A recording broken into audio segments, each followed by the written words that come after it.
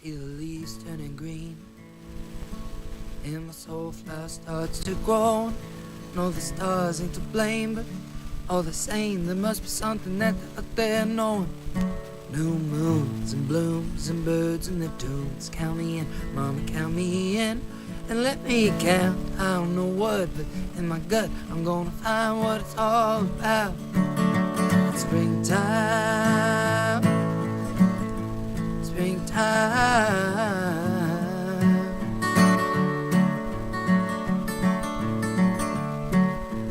Bumbling of bees in the bud and the trees. Turtles getting down the path.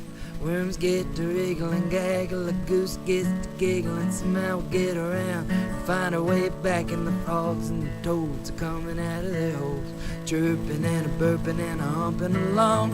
Daffodils chilling, ready and willing to sing, sing, sing that springtime song. Now it's springtime, springtime.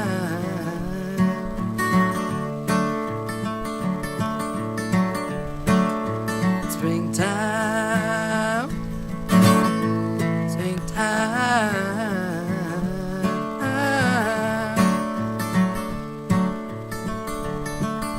It's spring again. Don't God keep a promise? It's spring again. Mother Earth keeps her word now. The woman is honest.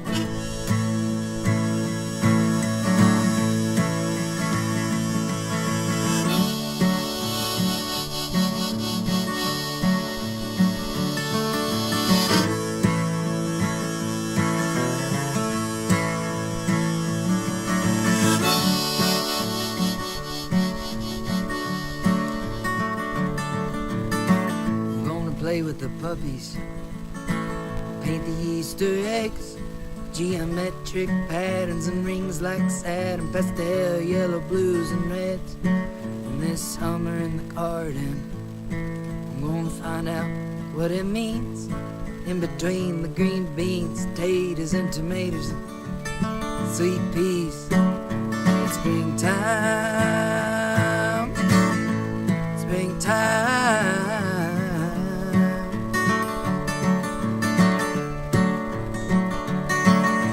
Springtime, springtime.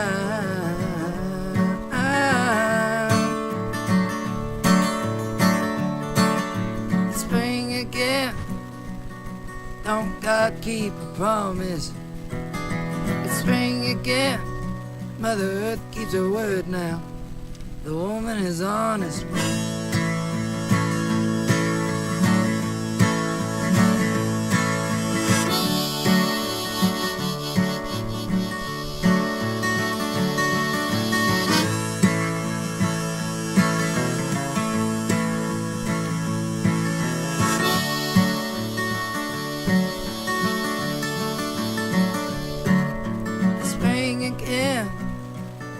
Don't God keep a promise? It's spring again. Mother Earth keeps her word now. The woman is honest. Nice. Yo, what's up? Okay, pause it. All right, cool, man. Welcome. Anybody's there? All right. Sweet, man. Let's check it out, man.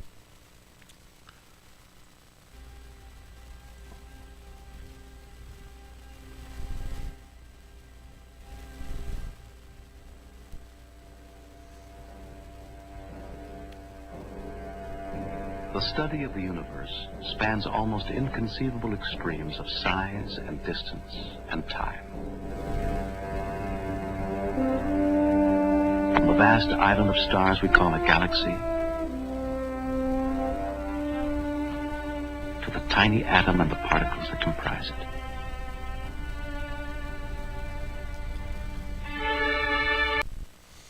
Yeah. Yeah, whatever. I'm shadow banned completely. I get it, man. Totally, 100%. I don't know, 100% shadow banned. Maybe 200%. I don't know. That's okay. I'll work with it. Let's go. From cosmic events that occurred billions of years in the past,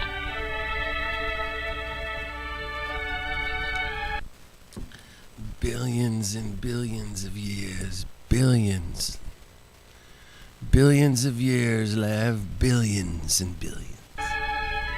to microcosmic events in the present that endure for only billionths of a second.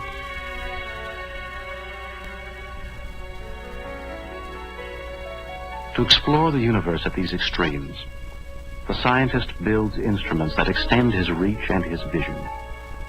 We are going to add missions. In fact, we're essentially going to pull in Artemis 3 to launch in 2027 with a revised mission profile. So instead of going directly to a lunar landing, we will endeavor to rendezvous in low Earth orbit with one or both of our lunar landers, test out integrated operations between Orion and the landers, ECLSS systems, even to the extent possible. What's up, Racer? We can get up development components of our XEVA suits to test out vehicle interfaces. Even just getting an astronaut in a suit in microgravity, we can learn a lot with the idea that we should be learning.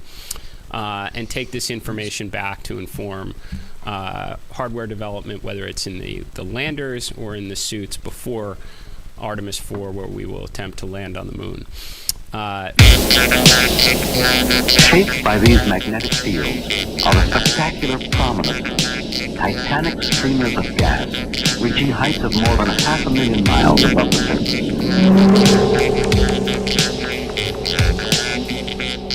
The greatest explosions in the solar system are flares. Intense bursts of light erupting with the force of billions of hydrogen bombs. They move at hundreds of miles a second. Then, after minutes or hours, they fade away. The dark areas are... Yes, we have a temporary period of elevated energy prices, but it will not be long. In the worst case, this is weeks. This is not months. And it leads to a much better place. It leads to an Iran that's defanged, that can't threaten its neighbors, can't threaten American soldiers, and can't continue to drive up energy prices by making a mess of the Middle East. They can move to commerce, not conflict. Well, but you have the moment we are in right now, and as you know, gasoline prices up 14% in the past week, according to AAA. Reports the national average is $3.45. We've seen oil prices spike. How high do you think oil and gas are going to go? They shouldn't go much higher than they are here because the world is very well supplied with oil. There's no energy shortage at all in the Western Hemisphere.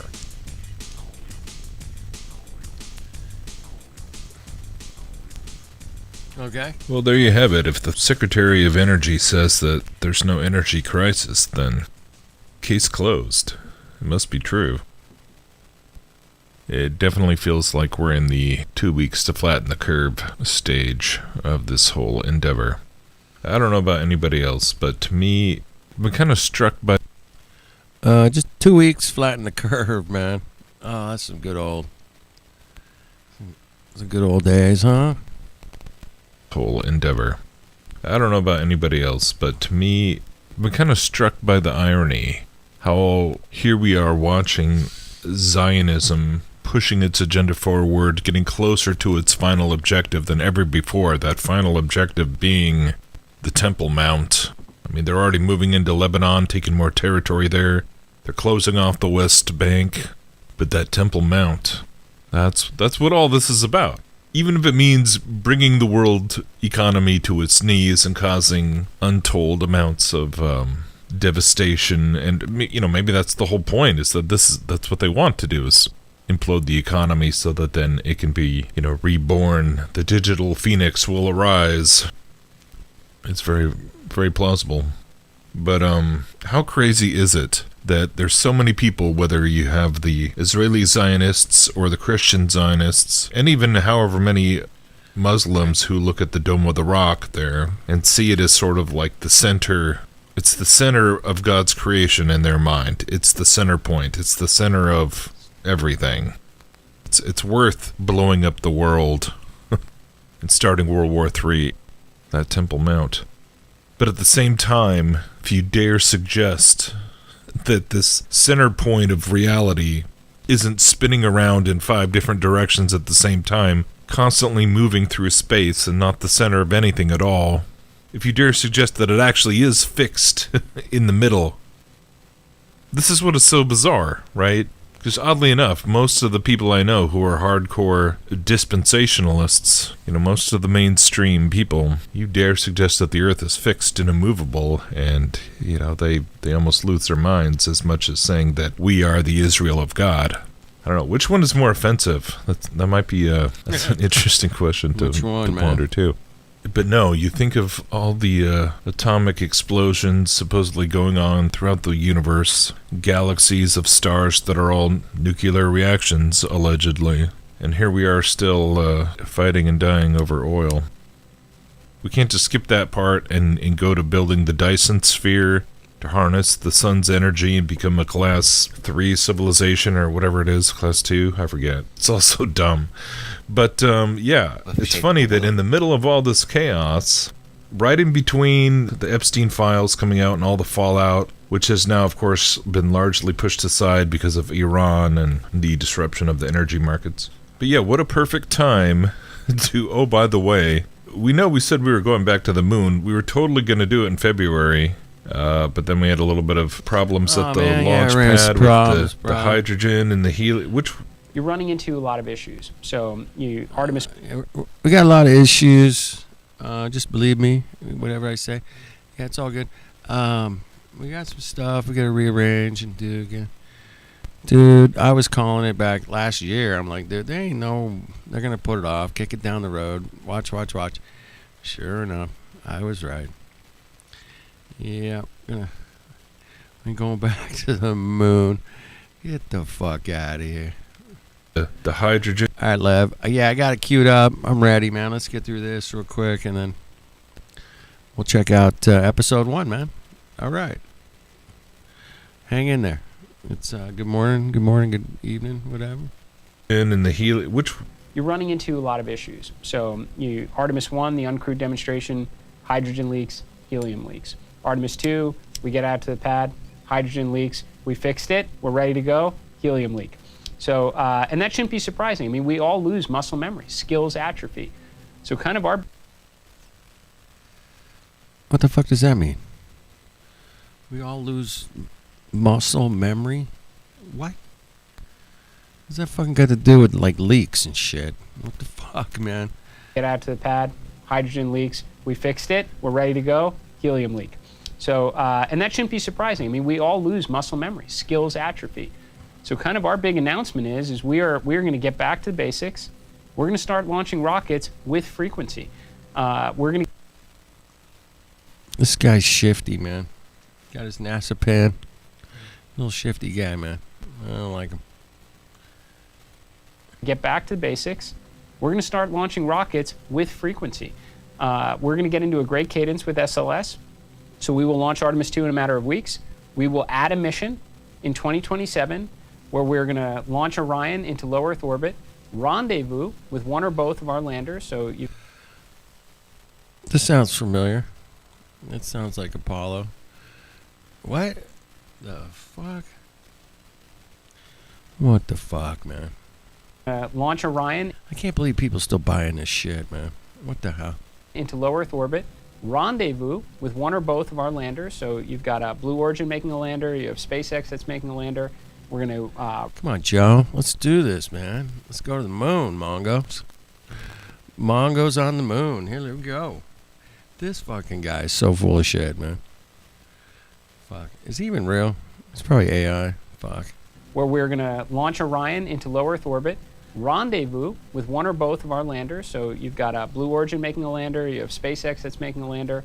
We're going to rendezvous, dock, use that as an opportunity to stress test the vehicle, make sure it's performing as we expect, maybe even do some tests of our EVA suit, the XEVA suit for the moon. And that will set us up for further success when we attempt a landing with up to 2 opportunities. Mom goes. We're preparing Typo, for 2 bro. potential Sorry, landing opportunities in Mongos. 2028 for Artemis 4 and 5. Yeah, why are we using helium again to pressurize the system and test it on the launch pad? I never quite understand why helium. I mean, of course, many of you know why there would be helium going on there at the launch pad. But yeah, they had problems at the launch pad, and they had to bring it back into the hangar. And then just a few days later, they announced, "Oh, by the way, we suddenly concluded that we're not at all ready to go back to the moon with humans. We got to do low Earth orbit test flights and do dock." There's always birds flying around these things, man. You see that? You guys see the birds? Am I on high definition? Maybe. Yeah. Truth is stranger than fiction, Mongos. I'm at 720. That's good enough for my stream, but I don't know. Oh, by the way, we suddenly concluded that we're not at all ready to go back to the moon with humans. We got to do low Earth orbit test flights and do docking maneuvers and test our spacesuits and all that stuff. Yeah, we just realized that we're not doing enough flights regularly, so we're out of practice, and we got to get the muscle memory back. This dude, I forget.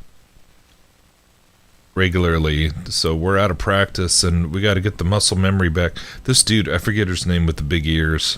I think he's a tech guy. He talks like a tech guy, you know, where he's basically just saying a bunch of buzzwords and nonsense and not really telling you anything at all. But yeah, not going back to the moon.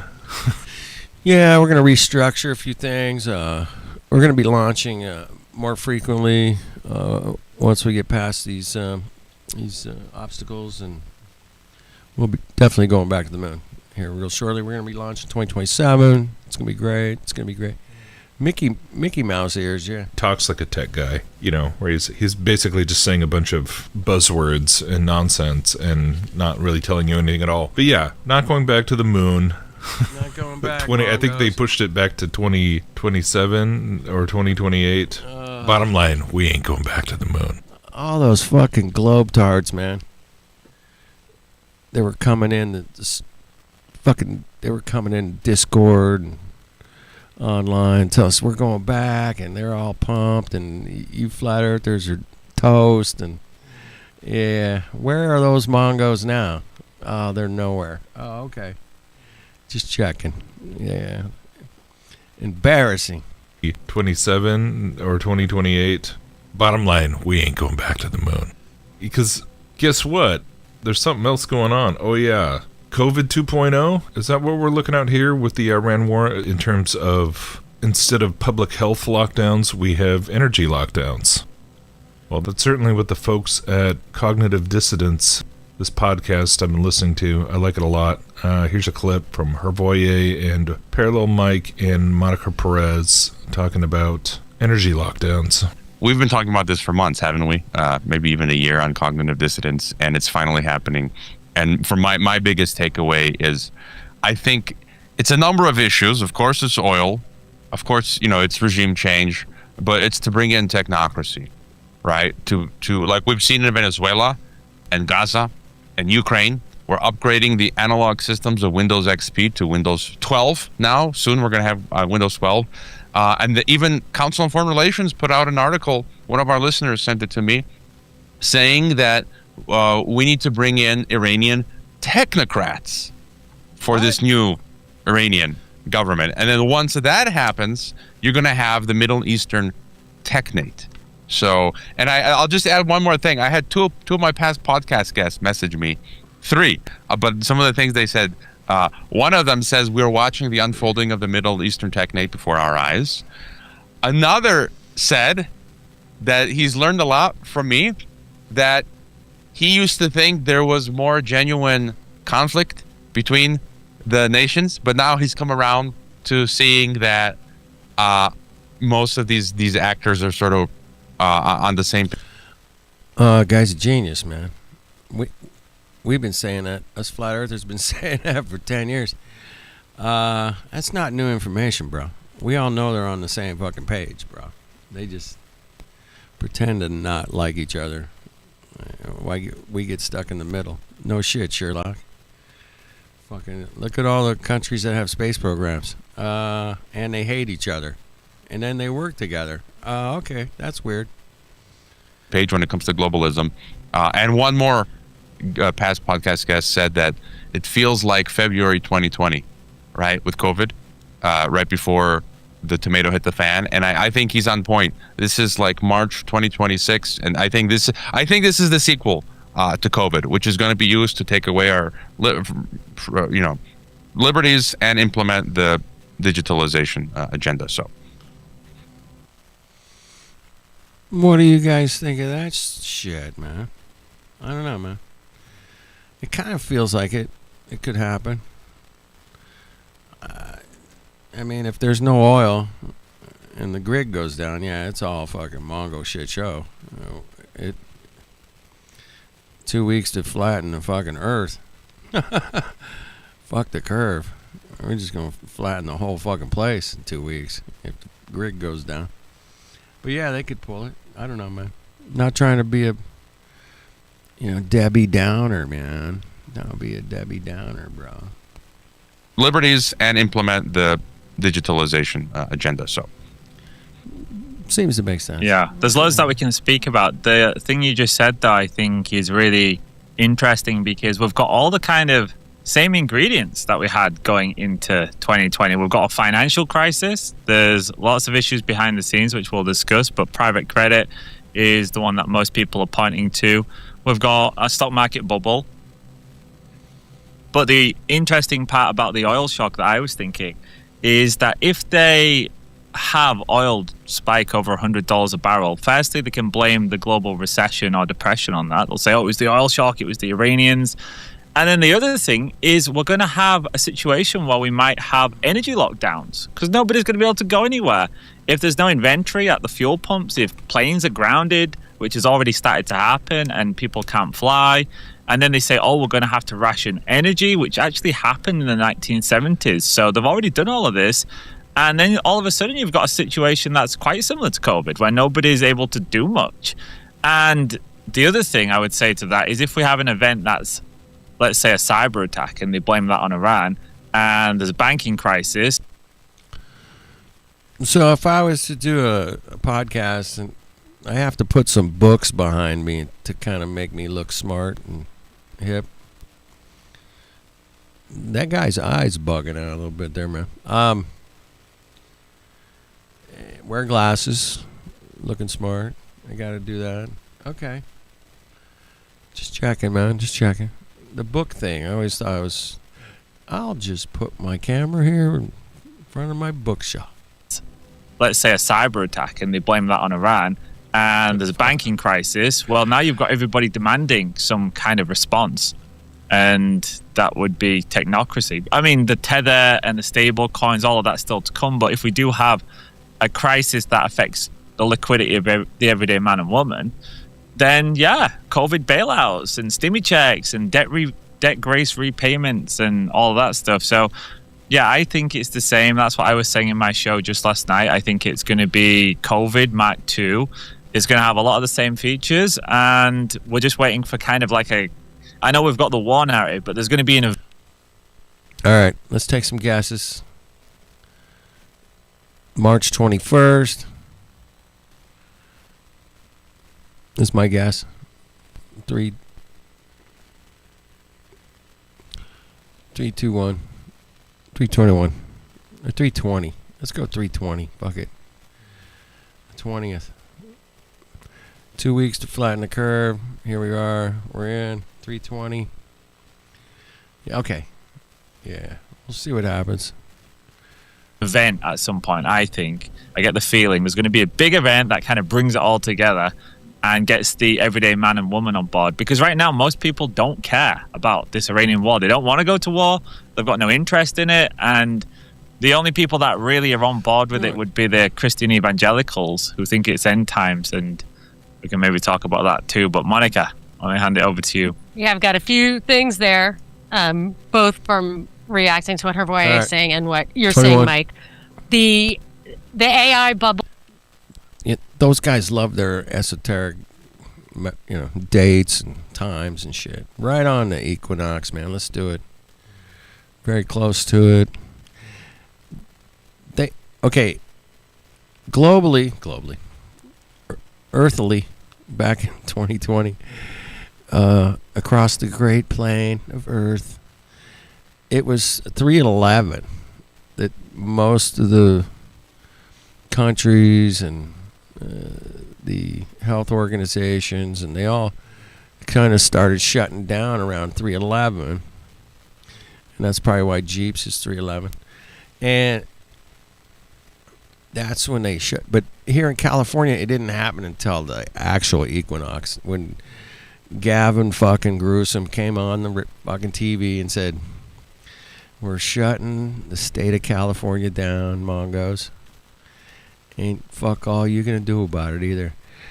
And I was like, oh shit, he did it right on the equinox. I was like, damn, boy. So yeah, they gotta probably try to pull another one, right? Yeah, they gotta pull another one. Fuck. It's looking pretty wild. Anyway, I'm rambling on. You guys can tell me to shut the fuck up. Just play the video. That's cool. I'm down with that. I can do that sometimes, occasionally. Reacting to what her boy is saying and what you're saying, Mike. The AI bubble, which, I mean, I think we've also talked about this, kind of front ran when people were still, nobody even said the words AI bubble. We're like, wait a second, this looks like a bubble. If you look back at the .com bubble, that was bursting, and then you got 9/11. So you could have that. I agree that I feel like the cyber lockdown is the 2.0 kind of, like COVID had the actual physical lockdown. The reason I think that is this, I couldn't buy something on Amazon, and I was like, well, whatever, it's just my Wi-Fi or whatever. And then a friend of mine is like, why is Amazon not working? And yeah, get off my beach, Mongos. And the trees are dangerous out there too. Be careful about the trees, or stay away from the trees. No sun for you. No vitamin D for you. Well, whatever, it's just my Wi-Fi or whatever. And then a friend of mine is like, why is Amazon not working? And the news was that they had servers hit in the Middle East, which should not really affect us, I don't think. And I'm thinking, well, they're setting us up for a cyber attack, and thinking about how you would live without that. That's a little bit in contrast with the lockdown stuff where they were trying to get you online. So I don't know what that back and forth is, but I do think a cyber attack is likely. And I bet if she sat on her hands, she couldn't talk. What do you guys think, man? If she sits on her hands, could she still speak at all? I don't think so. There are people out there like that with their handsy talkers. I don't like handsy talkers.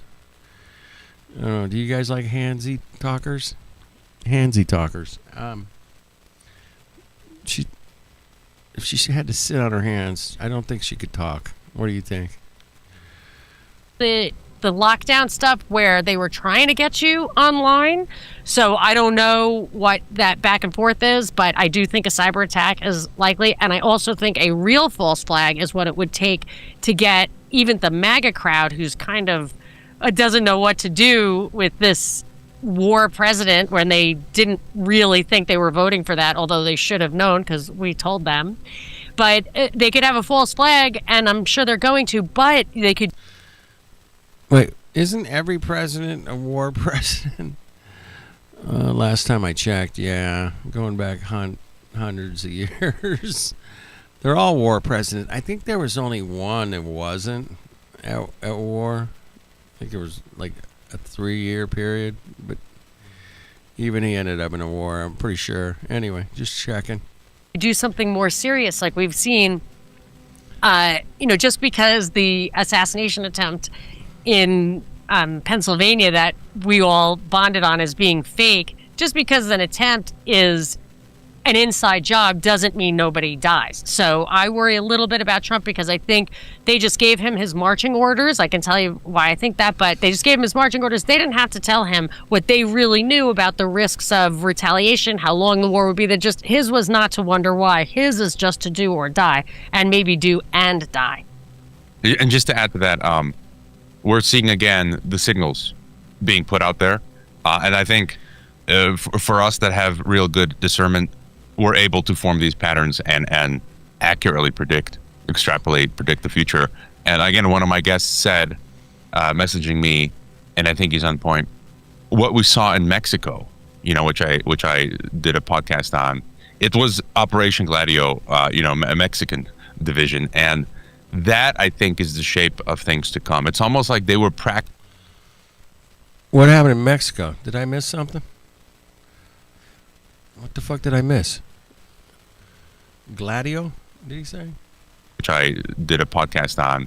It was Operation Gladio, a Mexican division, and that I think is the shape of things to come. It's almost like they were what happened in Guadalajara here, burning 300 cars, and they didn't really target civilians, but it was almost like that was what we may see in the U.S. And it's wild to see Alex Jones. Like, again, I keep an eye on him, and the other day his newsletter, and it's like so mainstream media. He's got some pretty lady with big boobs in the studio with him, and he's like, I predicted the Iranian sleeper cells. What the fuck?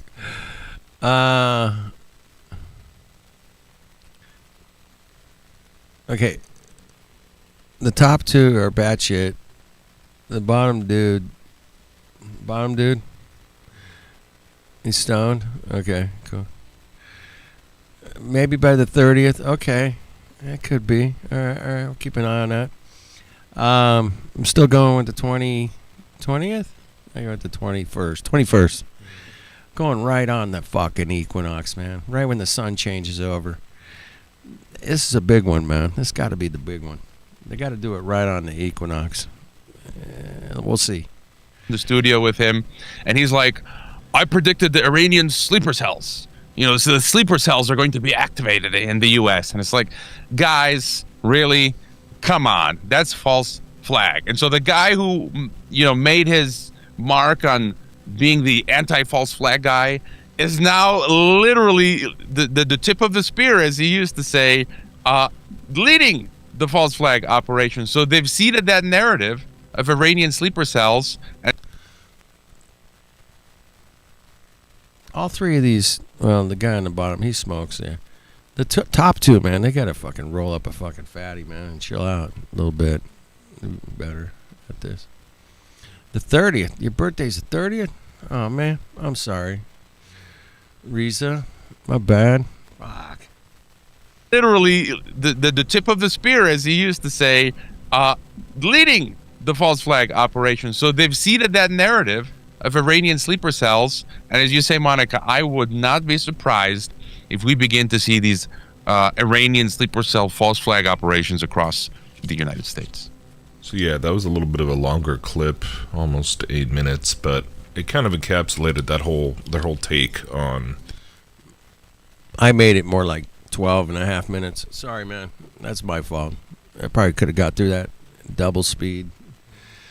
I'm preaching to the choir here, but yeah, that was pretty long. Almost 8 minutes, but it kind of encapsulated their whole take on the Iran war situation pretty well, I thought, and also kind of gives you a pretty good taste of the Cognitive Dissidence podcast overall, which I definitely recommend. I mean, they have pretty good analysis, as all three of them are pretty solid researchers in their own right, not just Herboyer, but I really like Herboyer a lot, and he has his own podcast where he interviews different guests and talks about technocracy and talks about all the moves being made to install a one world government. So if you're looking for your ears to be tickled and you want some kind of political earthly hope, Oh, fuck. I'm subscribed to like 27 of those mongos.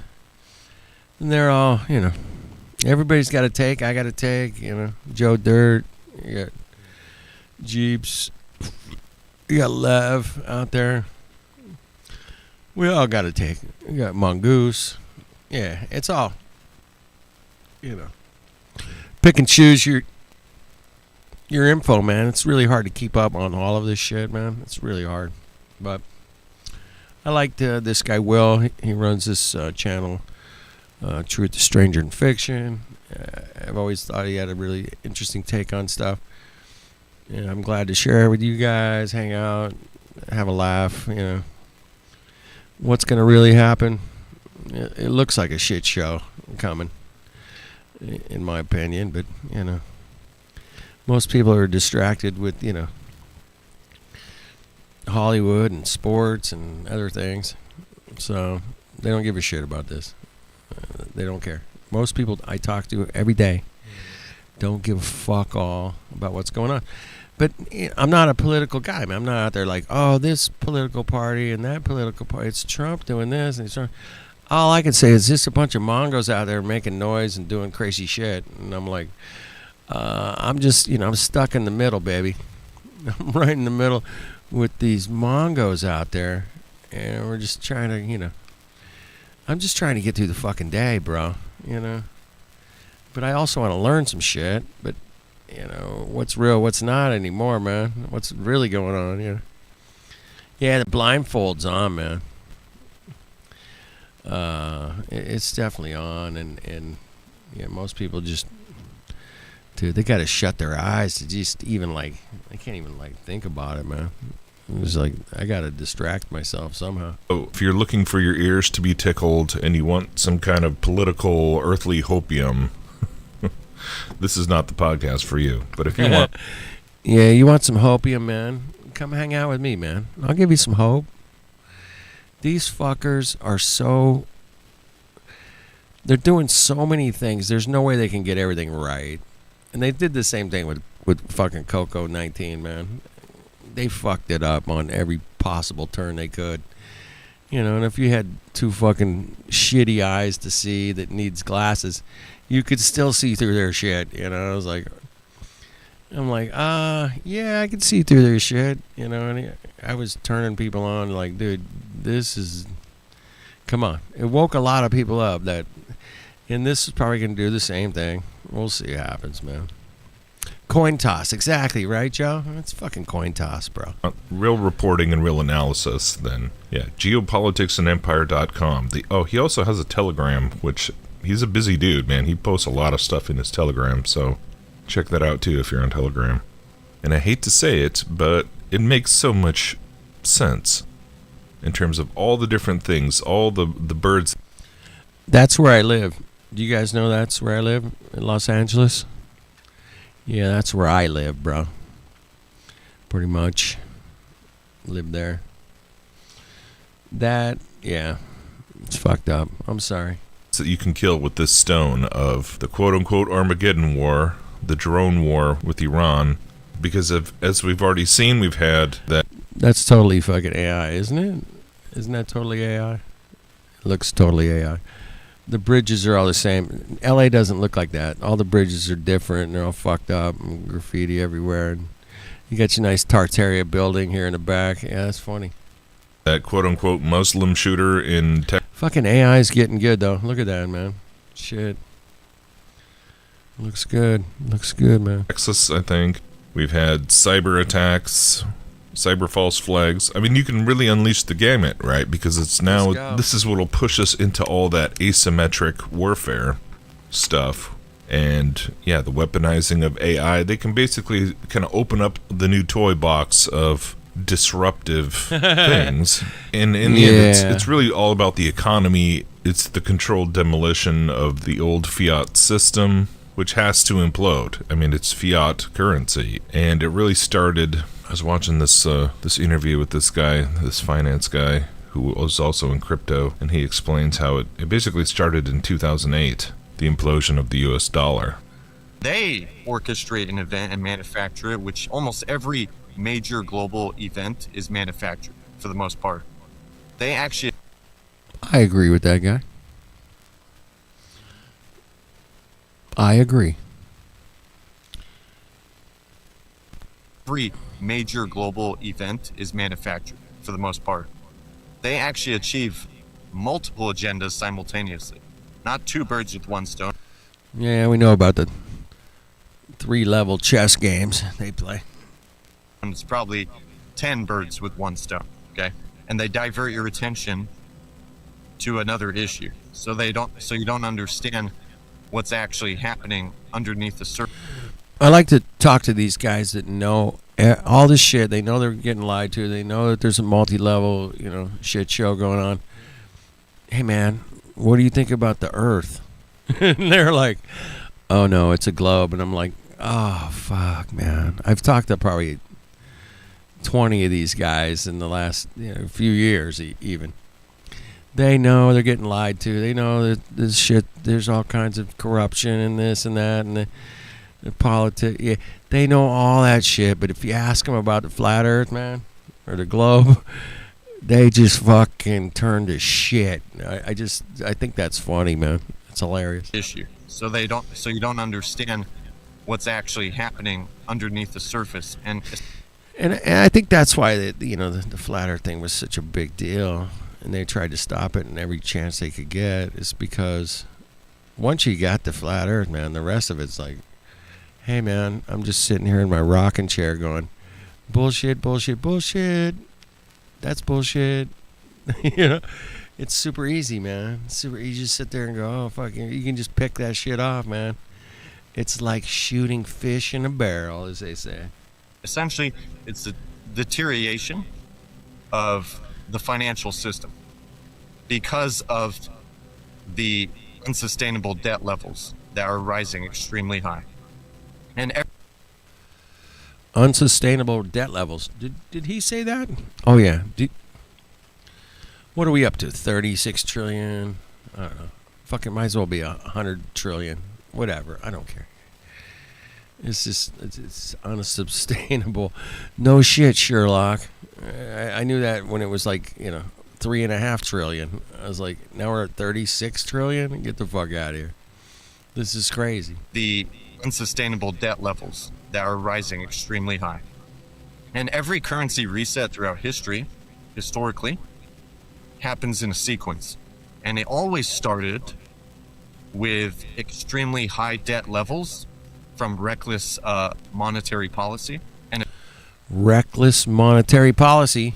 You guys heard it. You heard it here first. No, you didn't. Oh, fucking Mongos.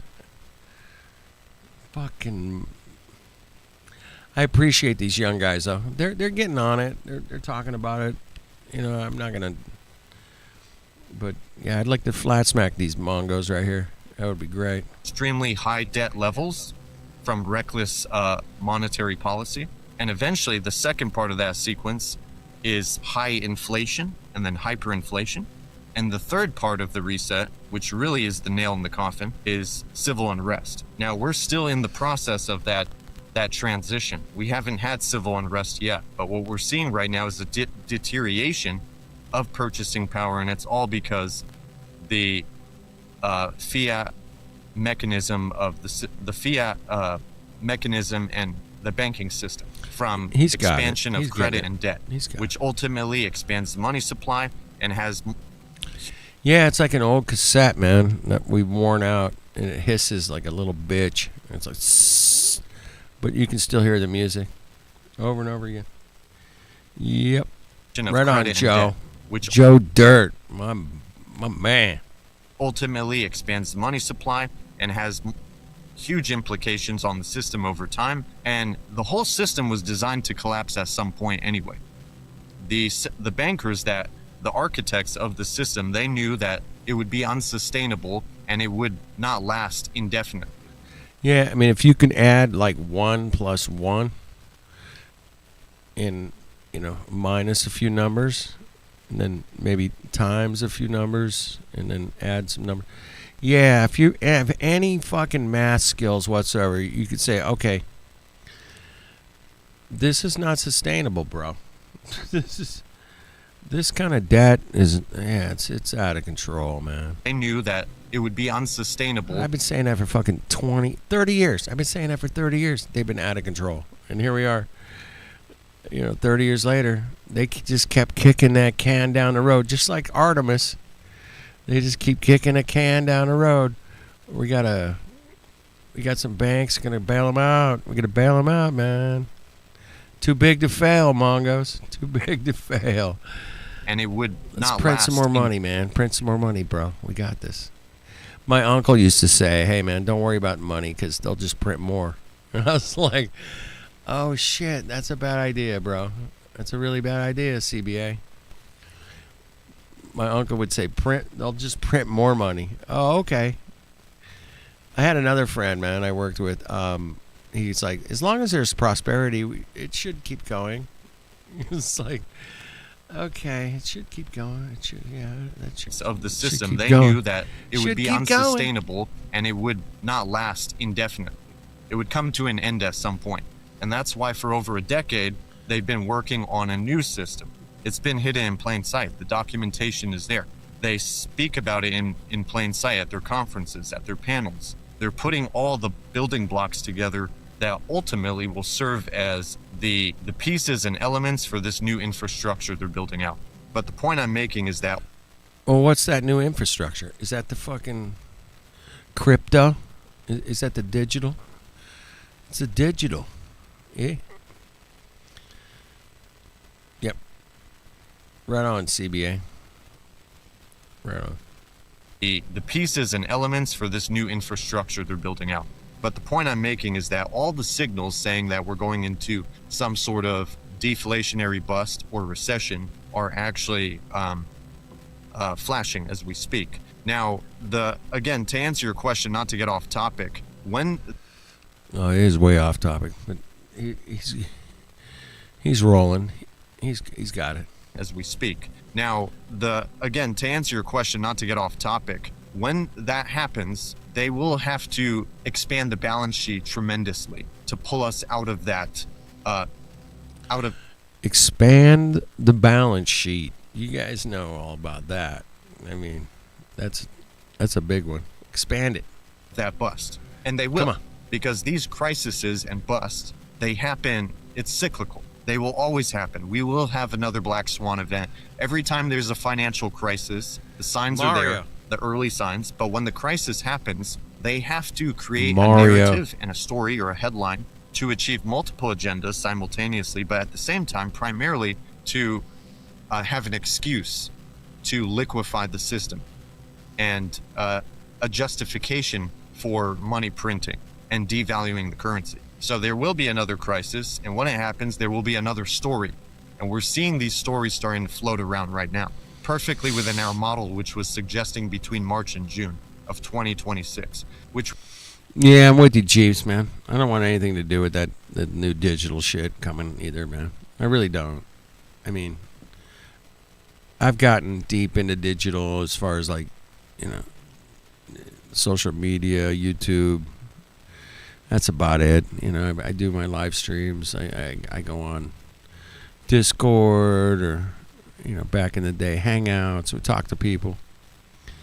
I used it to, you know, just to further educate myself on what the fuck is going on in England or Scotland or, you know, people, you know, all over the world, New Zealand, wherever.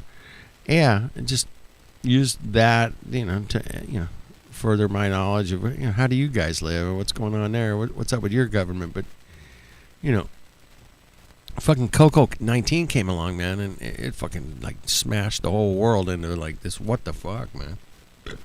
What the fuck is going on? Perfectly within our model, which was suggesting between March and June of 2026, which we could talk about momentarily. But to answer your question, when they do expand the balance sheet by trillions of dollars, that will be real quantitative. Oh, now, okay, let's talk about expanding the balance sheet, trillions of dollars. I don't know if you guys remember back in 2020, they expanded the balance sheet like trillions of dollars. Trillions. They expanded the balance sheets. They spent trillions of dollars to get everybody to stay home. And, you know, we'll pay you to stay home. What the fuck? Yeah. Yeah, the IRS is revolting. No question. That's it. They do expand the balance sheet by trillions of dollars. That will be real quantitative easing. Okay. What we're seeing now is quantitative easing. Yeah, it's fraud. I get you, bro. Yeah. Caveman's a lot of work. I get it, man. Caveman is a lot of work, bro. Joe. I mean, come on. A gradual injection of liquidity in the system the Fed buying $40 billion in treasury bonds, just patching up the little holes and cracks. But I mean, you don't have to play along, Jeeps, man. I mean, you can decide to check out. I get it. You know, there are ways to check out. Just check it out or check out, either one. $40 billion in treasury bonds, just patching up the little holes and cracks. But the system hasn't really broken down yet. It's not at its final straw, but when it does, they're going to have to expand the balance sheet by trillions and cover that up with some manufactured catalyst. But this could keep going on for years. But they've already created a solution to keep it going on for even longer. And that's the Stablecoin Genius Act. Okay? Because the stablecoins basically create a captive permanent buyer for treasury bonds artificially. And now they have artificial demand permanently by default, where stablecoin issuers have to buy treasury bonds for every stablecoin they issue. And as stablecoins continue to grow, which they are, that's inevitable, it's going to continue, then the demand for treasuries is going to grow, which means now they have a solution to keep the current debt-based system. Wait.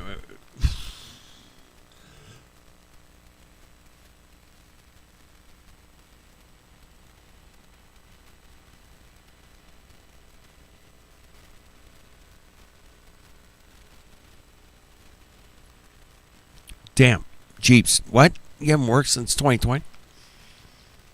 How the fuck? What the fuck, man? What do you mean you haven't worked? You gonna pick up a job and fix somebody's tire or nothing? Come on, bro. Actively running and devaluing the currency. So essentially, we're in a slow default. It's like a default, you know, they're never going to be able to pay back their debt. It's not going to happen. At some point, we don't know when it will be, but at some point, they will have to introduce a new solution on a grand scale. This will. All right, Jeeps. Do you have any debt? Yeah. What's the elevator effect? I don't know about that. Path of least resistance that's the way to go. Go with the flow, man. But at the end of the day, man, I mean, if you have no debt and you haven't worked, that could work out, maybe. I don't know. But if you have debt, man, fuck, you got to work. That's the fucking shit system we're in, man. You take care of your dad. All right, that's cool. All right. All right, man. No dad, love it, Jeeps, bro. Right on, man. Thanks for taking care of your dad, by the way. I always appreciate that, man. Appreciate it, brother. Be a new system. This will actually manifest in the real world and affect everyday people. We're not there yet, but we're on that path. So yeah, between the banking crisis, then you had COVID, and now a long protracted war, which again, it's so convenient that you have a guy like Trump in office who everyone can totally believe that he is just too stubborn and too arrogant. Again, it's like this is the role he was born to play. Was the crazy dude who would get us into an unwinnable war with mountainous Iran that would sabotage the entire economy. And then they can blame that. They can blame Trump, you can blame Muslims, you can blame Zionists, they don't care who you blame, right? The whole point is that you blame somebody other than, no, this was planned from the beginning. It's kind of like during COVID when people were pointing the fingers at the Chinese or pointing the fingers at the Wuhan lab and pointing their fingers at mismanagement. And in reality, the whole thing was planned and war-gamed out years in advance. And it really had nothing to do with keeping you safe. You know, keeping people healthy. Just the opposite. But it was really, at that point, the largest wealth transfer in human history, and so this might actually surpass that as we go into a massive energy scarcity. Which, isn't it weird if only like 25, when you do the math, like, if only 25% of the oil in the world goes through the strait, and you suddenly cut that off, why the price of oil would go up to double? On its face, doesn't that kind of defy the laws of supply and demand? I don't know. I'm no economist, obviously, but to me it is kind of fascinating going back to NASA, the cosmology topic. Hervoye said something in that clip about how all the countries are basically colluding together at this point to give us this impression of war, to basically help create, just like with COVID. And that's the hardest thing for people to kind of swallow, I think, in order to believe that COVID was a hoax or that the Iran war could be just as planned out and war-gamed out. And, really, it's a war on the people of every country. It's the elites versus the plebs. So it is a war. But it's an asymmetric war that involves all kinds of things that have economic and health ramifications, right? And we've already seen that with all these weird fires going on for years. That's part of the asymmetric warfare. Being poisoned through the air, water, and food is part of the asymmetric warfare. And yeah, through a medical system that's constantly trying to... I saw a thing recently where Oregon just passed a law to give people free cancer screenings. And I was like, wow, yeah... There you go. If I wasn't convinced that cancer diagnosis was essentially a weaponized thing before, then there, Anyways, I'm totally getting off topic. But when Hervoye mentioned that thing about all the countries working together, and here we are with the whole world supposedly going to war over energy, prepared to fight over the Straits of Hormuz, and we have this whole big drama going on in the Middle East because of oil, and they're willing to bomb, they don't care about the environment when they're bombing oil tankers and blowing up oil fields and creating acid rain. And yeah, where'd the environmentalists go? But meanwhile, they don't give a fuck. Down in Antarctica, everybody's still getting along just fine. Everybody's obeying the rules. You can't even, I was watching something that said you can't even touch the snow. Like if you're a tourist down there, you can't even go off the designated, it's so tightly controlled. It's such a good point that Will brings up, is that, there's this, they bomb all this shit, but no, you can't go to Antarctica and just kind of, make your way around and go chill on the ice. Yeah, no, you can't do that. Mongos. Fucking Mongos, bro. Is obeying the rules. You can't even, I was watching something that said you couldn't even touch the snow. Like if you're a tourist down there, you can't even go off the designated, it's so tightly controlled, right? The environmental laws down in Antarctica. Dig that curvature, man. Did you guys see last night's stream? Oh man, go back, check it out. Yeah. We can flatten that shit straight out, man. No problem. It's so tightly controlled, right? The environmental laws down in Antarctica. And yeah, I'm sure the anti-flat Earth people probably think that Antarctica is like the nail in the coffin for the flat Earth. But whatever happened to that dude, by the way? Whatever happened to which dude? Yeah, Will. What the fuck happened to Will, man? Where is Will? Did he come out with a documentary yet? How long has it been, man? A lot of months, over a year. Will Duffy, Will Mongo Duffy. Yeah, where the fuck is Will, man? Where the fuck happened to that guy? Where's he at? Where the fuck is Will, man? On the coffin for the flat Earth, but whatever happened to that dude, by the way? What's his name? The pastor guy who went down there. I haven't even seen him doing anything lately. I don't know. But yeah, the 24-hour sun. Now he can't afford to do a documentary? Really? That makes sense. Totally. I mean, that's how NASA would do it. We can't afford it. We can't afford to go back to the moon right now. We got to push it to 2027 because, we got a leak in our helium tank. What? Or is it hydrogen? Or no, it was both? It was both. Hydrogen and helium. Oh, wow. Well, hydrogen's very flammable. But helium, no, not so much. Not so much. I haven't even seen him doing anything lately. I don't know. But yeah, the 24-hour sun. Totally proves you're on a globe. Okay. If you say so. But let's not forget what Admiral Byrd said about all the resources down in the southern quote-unquote continent. Well, Let us not forget. Let us not forget. Now, was this guy a fucking Freemason plant? I think, man. I think he might have been, man. The southern quote-unquote continent. Well, we've found enough coal within 180 miles of the South Pole in a great ridge of mountains. It's not covered with snow, enough to supply the whole world for quite a while. Well, that's the coal. Now, there's evidence of many other minerals. We are pretty sure there's oil. Now, that coal shows the bottom of the world. Now, by far the coldest spot in the world. Where that coal is gets 100 below zero in the winter. Well, it was once tropical. So we think there's oil there, and there's evidence, probably uranium there. Yeah, 1959? hey, a bird told me. Did you guys ever heard that term, man? I got some information. Like a bird told me, bro.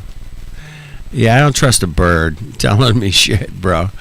A bird? Really? Fucking, I know it's B-Y-R-D, but still, it's pronounced the same. A bird told me. The Antarctica Treaty? It's funny how there's never been any Pigeons, conflict baby. or fighting Yes. over the Antarctic resources. I mean, it'd be the easiest thing to take, presumably, if it's just a continent. Anyways, that's just kind of funny. But no, it's all about the Middle hilarious. East. Middle East technate. That will be an interesting thing to keep an eye on. These economic zones, these blocks that are being created more and more. I mean, yeah, Jeeps. There's something to some maps I've seen recently that would suggest that Antarctica was like a very nice climate at one time.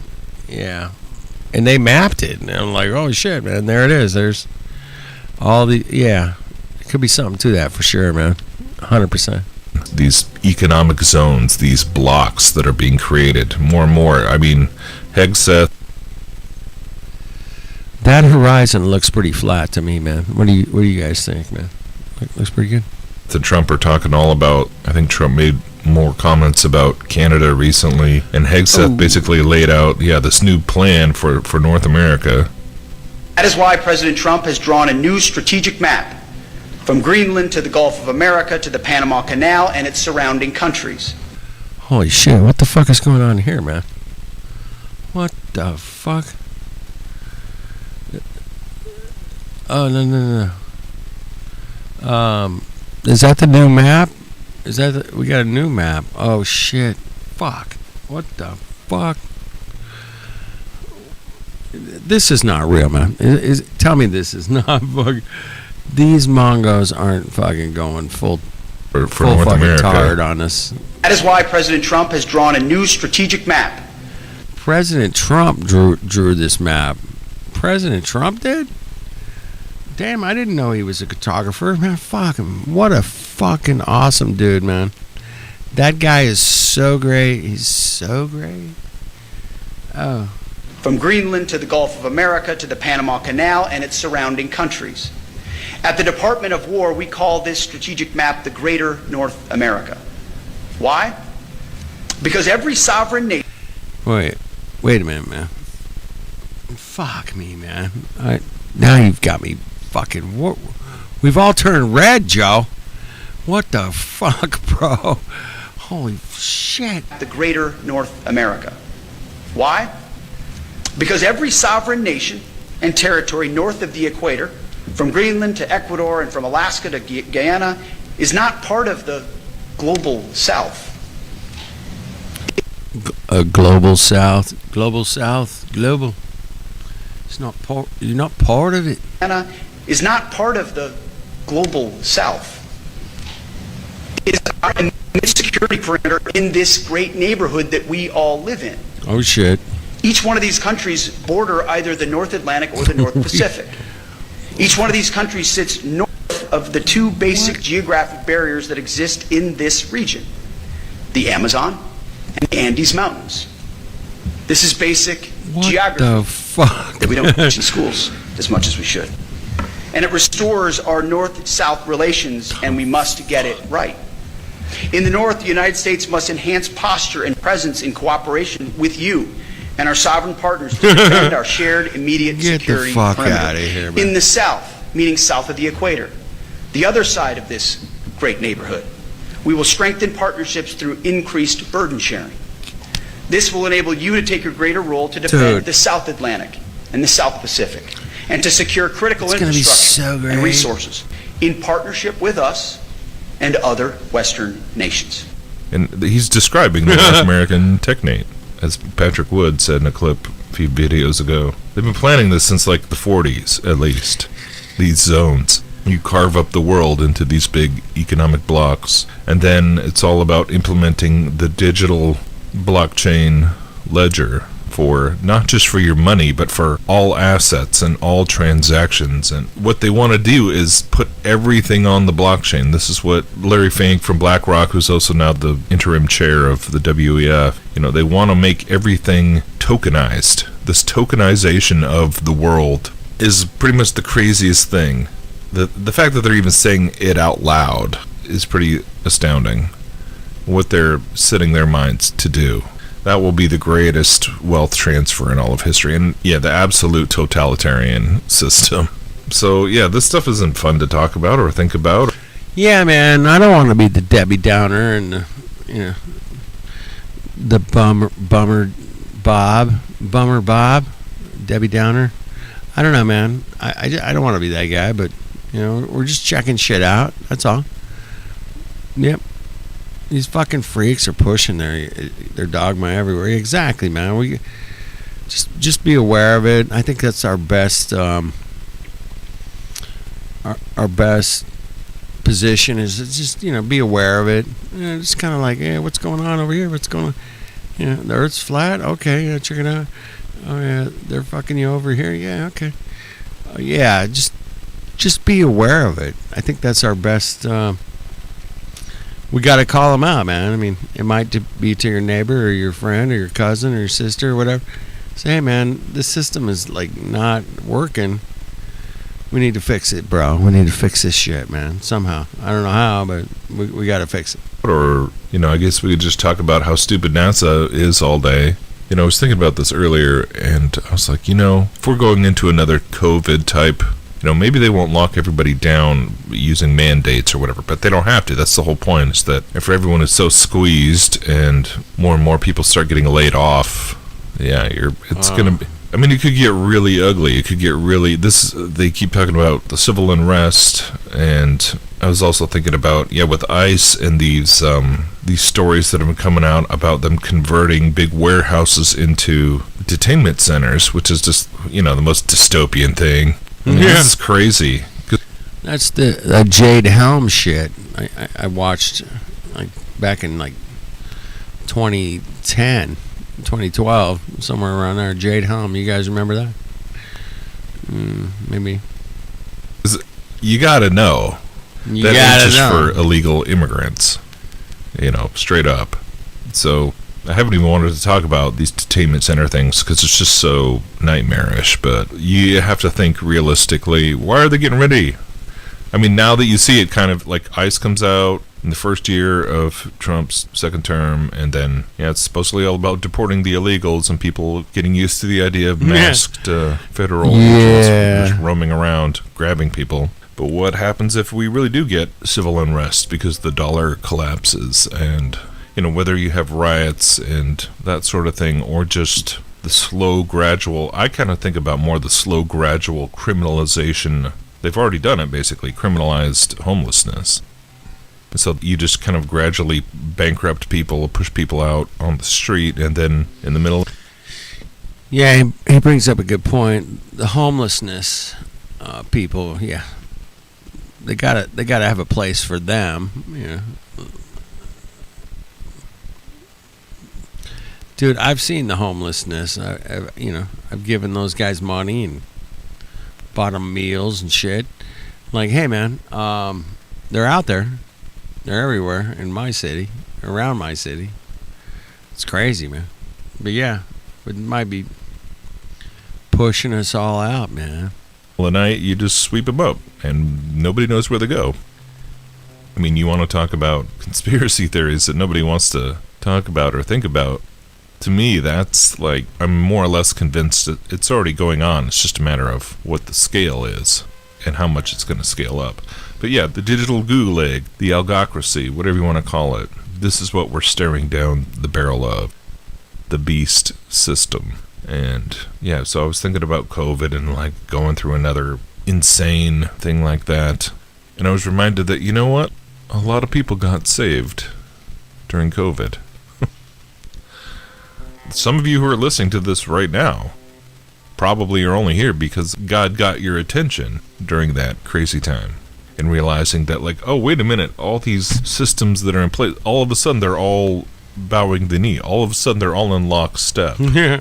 And you could see it, and it was freaking you out, and yet so many people weird. around you were like, whatever. It's a killer flu. They're just trying to keep us safe. So, you've seen it. The mask came. Yeah, CBA. The New World Order's on the back of your dollar. How about that, Mongos? Yeah, I knew that back in 92. I was like, oh, shit, man. Fuckers. Fucking storm is coming. Yeah, the storm is coming, man. You know, especially with all the Middle East shit going on. It's getting heavy now. My goodness. Getting heavy, Mongos. Gotta be on your toes. Keep your head on the swivel. Yeah, let's keep looking at this stuff, man. We're gonna figure this out. We got this. Those fuckers aren't smarter than us, man. We've listened to these globetards. Like, yeah, they're gonna get fucked. It's gonna be great. So hang in there, man. We got this. Off for depending on where you lived. Some places it was just a few months, and some countries it was like years. And yeah, they had camps, and it was crazy. Looking at you, Australia. But yeah, that is the situation that we are in, and there are choices to be made, not just about what do you do in a time of civil unrest or economic hardship, all the practical things, the survival things, and growing your own food. That's some Tartaria AI shit we're going on there on the right and the left, but all that modern shit in the back, yeah, that looks like downtown Los Angeles, man.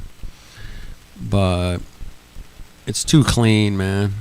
It's LA ain't that clean. Yep, they built a building around they built a freeway around the buildings. Ugh. AI sucks, man. AI sucks. Food, and these are important things. These are important questions. I mean, by the way, I just saw this. Here, I'm going to do I'll do a free recommendation right now, a free ad plug, because my friend sent me this. Texas Ready Seeds. Just go to texasready.net. My friend was at an organic farming seminar months ago, and they had a booth there with this Texas Ready. And yeah, they have these seed banks that you can buy like kits for. It's all organic, and they come in a little ammo box. So yeah, that's not a bad investment, I think. I think it's a pretty good value, I think, if you know how much seeds cost. Veggies. I'm not into so stuff like that is good. Stuff like that, if you have, so you're prepared to harbor suburbanites like us one day. The city folk might need you guys. The homestead.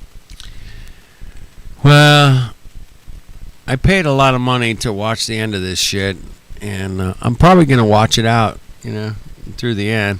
If it all shuts down, soon, then I'm gonna stay right where I'm at. I'm not leaving my family.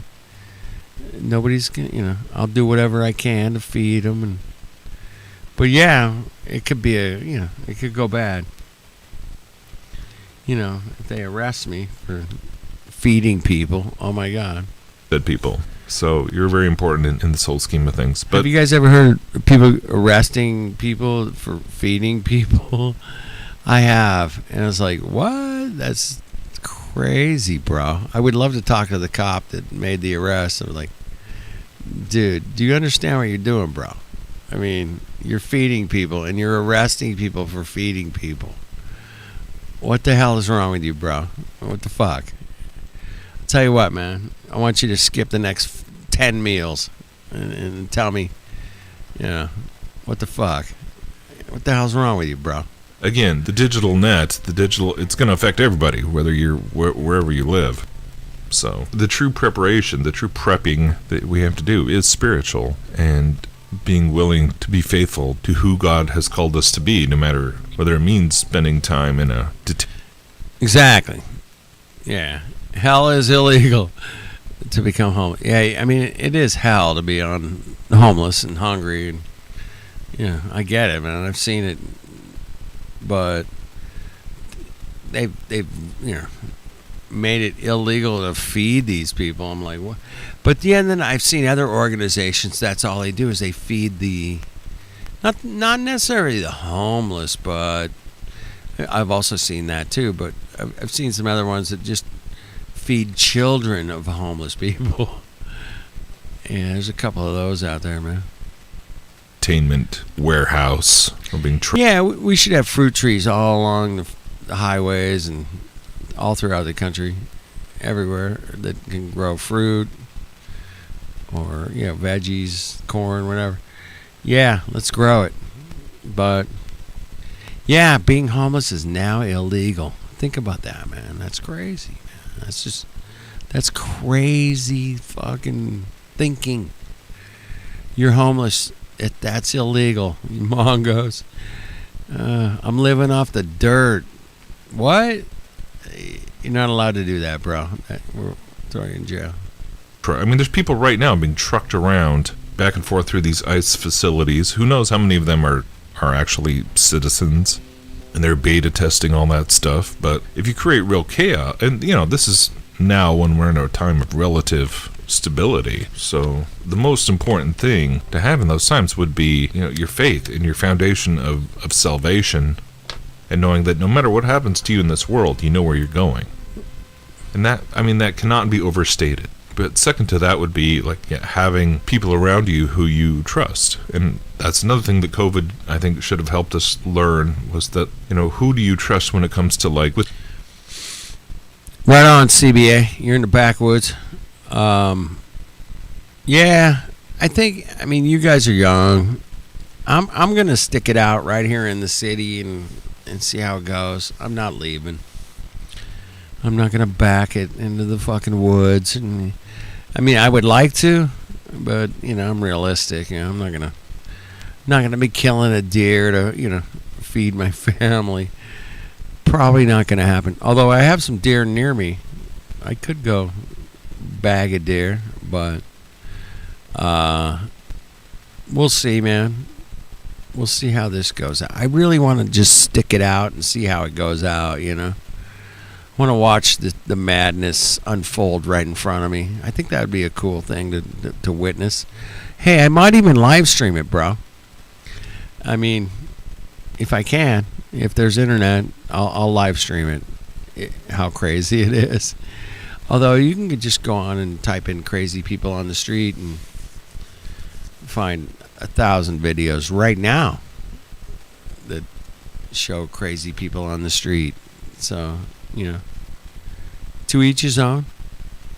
But yeah, it could get more crazy. They could start shooting and shit. It could be bad. But, hang out there in the woods, man. Good idea. I would do it if I could. It's not going to happen for me. With your children, who would fight to the death to keep them from getting poked with the... Yeah, that's it, real. Nikki? Yeah, just stand on the corner with the sign that said, "I told you so, you mongos." Yeah, that would be cool. I'll do that. I'm gonna be that guy. I told you so. I told you so, you experimental juice. Who would just learn was that, who do you trust when it comes to with your children? Who would fight to the death to keep them from getting poked with the experimental juice? And who would just, give in and be like, okay. And if we get into crazy energy, gas rationing or people just getting priced out of everything, who are you going to trust? Who are you going to rely on? Who are you going to turn to? Is worth pondering. And some would say that, this is something we should have been thinking about years ago. Man, there's so many things. There's so many fucking things. Oh, shit. Hey, give me your Twinkie, bro. I'm going to kill you over a Twinkie. Oh, shit. If I have to kill somebody over a Twinkie, man, I'm going to be pissed. I'm going to be fucking pissed, man. I'll live stream that shit, or at least make a video or something. Fuck. Yeah, grow your own food. It's part of the solution, no doubt, man. Let's grow some food. Guerrilla growing, whatever it takes, man. Grow some food. I'd say that, yeah, this is Why something we not? should have been thinking about years ago. Man, there's so many things I wish. Do you ever do that? Do you ever stop and go, like, man, if I knew everything I knew now when I was like 20, what would I do? What the fuck would I do if I knew everything I know now? If I was in my 20s?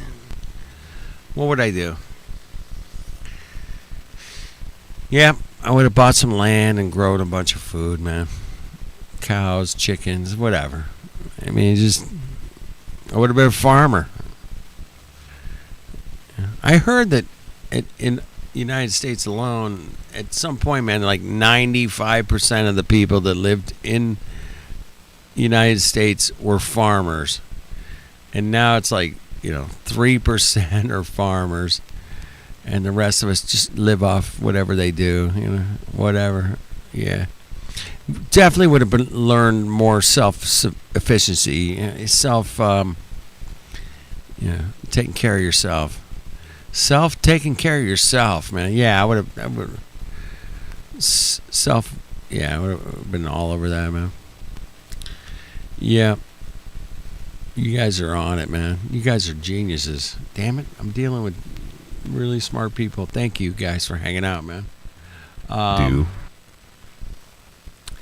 thinking about years ago. Man, there's so many things I wish. Do you ever do that? Do you ever stop and go, like, man, if I knew everything I knew now when I was like 20, what would I do? Would I be able to just like Sarah Connor, knowing that Judgment Day is coming? Would I be? What would you do if you had all this knowledge then? And you could even drive yourself crazy with those kinds of what ifs. What the fuck if? I wish I had land. I wish I had stockpile. Don't drive yourself crazy. What ifs, man. Just do what you can do now. Yeah. Everybody wearing masks during COVID. I was so fucking. It was so disgusting, man. It was the kick in the face that made me just go, oh my goodness, these people are absolutely fucked. That's what I would say, man. Like, it was like, 90% of the people were running around with their masks on their face and driving in their cars by themselves with the masks on their face, which I thought was like fucking super fucking crazy. At the time, I'm like, oh my goodness, man, can't these people see it? Oh shit, here we go. Fuck, we're screwed. Fuck, complete reset, Joe. That's the only thing that's left, man. It's a complete reset at this point, man, because we can see through all their shit, and that's the only thing they got left on the table, man. It's a complete reset, bro. That's it. This or saved that, or wish I hadn't spent so much time. I mean, but God allows us to go through all that stuff and to chase our own earthly dreams and desires and plans, and He allows them to not always work out the way you thought, to bring you to where you need to be, to where you finally get real with Him and get real with that the world is fallen, that man is not looking out for his fellow man for the most part. Certainly not the people in government and on the boards of corporations. They are not looking out for you.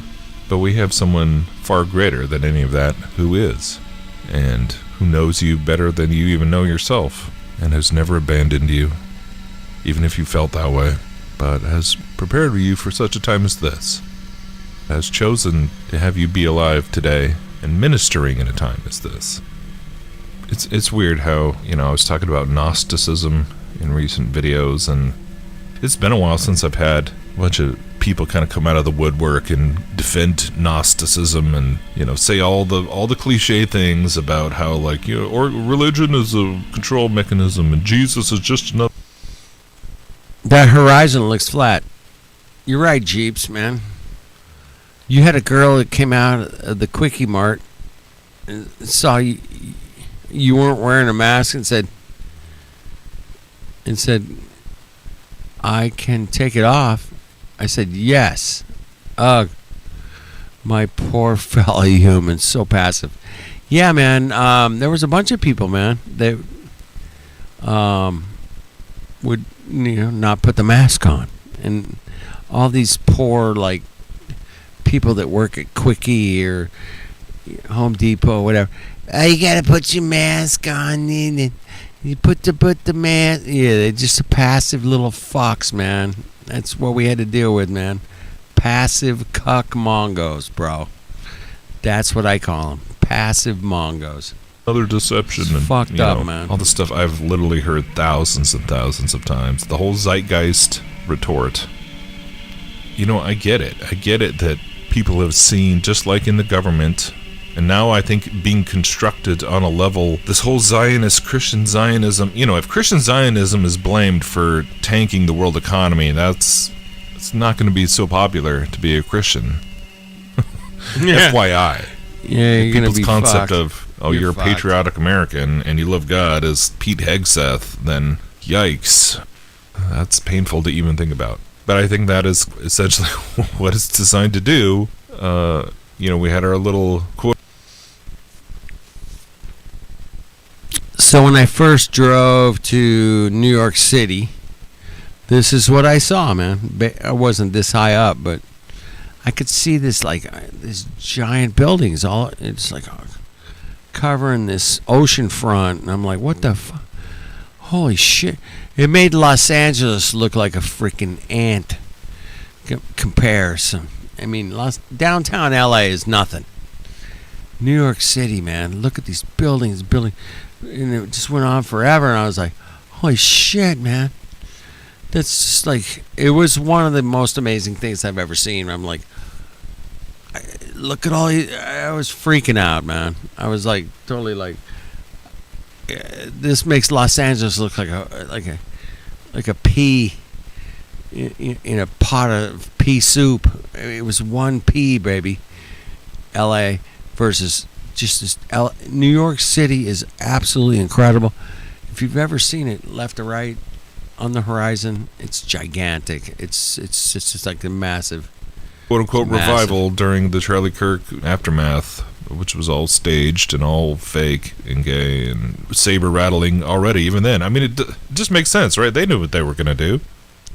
But I think the days of the institutional church are going to be dwindling, especially, depending on what happens with the economy and if they really are tanking the US dollar on purpose. We will see, just like we did with COVID, we'll see who is willing to bow the knee and who's willing to just do whatever it takes to try and maintain their status quo, to try and maintain their institution rather than their integrity.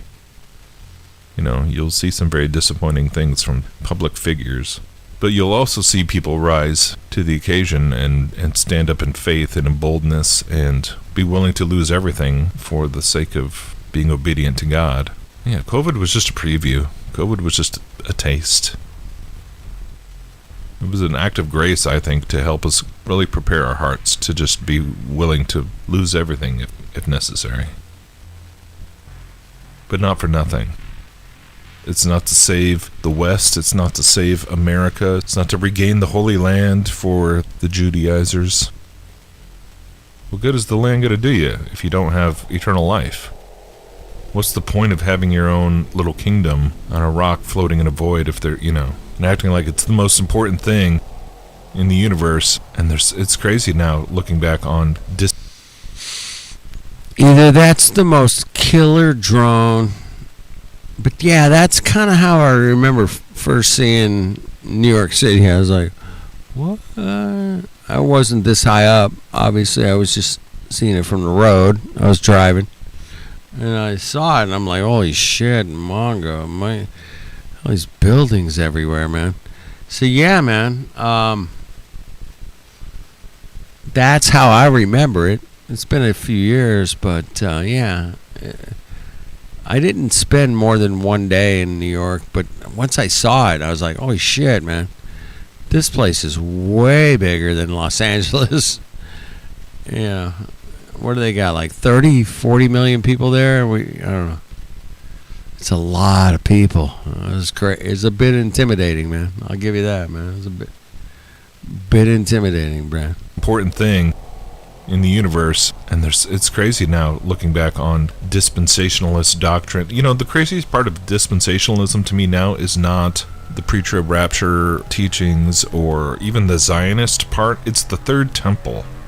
It's the fact that I was watching YouTube and suddenly it switched to an ad where it wasn't really an ad though, it was a little mini sermon by David Jeremiah. I used to listen to him on AM Christian radio all the time years ago. David Jeremiah talking about the third temple and how in the millennium we're all, there's going to be a restored third temple and Jesus is going to rule from the third temple and they're going to restore the sacrifices. And I'm just sitting there going, this is so blasphemous and so contrary to everything that the gospel teaches.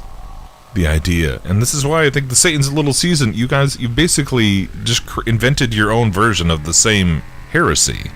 Oh yeah, he already came back in 70 AD and rebuilt all the buildings and built all the cathedrals and built, all this earthly, free energy, whatever it is. Third Temple is like, you got the fringe conspiracy version and the mainstream version, which they're essentially guilty of the same crazy, blasphemous idea of Jesus desiring temples made of stone. Yeah. Why? And all these people fighting over the Middle East. Why would Jesus do that, bro? Oh, you guys got to build me temples of stone. Yeah, I don't. That makes no sense, bro. Temples made of stone. And all these people fighting over the Middle East are willing to die or to kill other people's kids. It's crazy. Heaven is my throne, the earth is my footstool. What kind of house are you going to build for God? And whether you think of that as metaphorical or more literal, the point remains the same. So yeah, whether or not people... I kind of feel like Flat Earth has it's kind of achieved its purpose in a lot of ways, regardless of whether most people are prepared to really even consider... So many people, it's just it's a bridge too far in terms of like the being willing to be ostracized from society and being willing to just be ridiculed, and it's just not worth it. Most people just won't. It's not because believing in yeah, most people aren't going to go there, man. I found that out obviously through Joe Dirt and I hanging out in Hollywood, talking to people, live streaming from a Flat Earth meetup, whatever it was.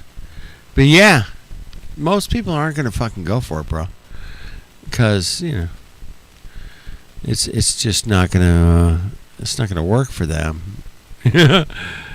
on a social level, a financial level. It's just not gonna work, man. How dare you? Not worth it. Most people just won't. It's not because believing in space actually impacts their life like the price of gasoline. It doesn't. I mean, how can there be so many pilots who actually believe that the Earth is flat and it doesn't actually impact the way they fly? That whole debate over whether you would have to pitch the nose. Apparently you don't. You just fly flat. It's funny how it doesn't make any difference.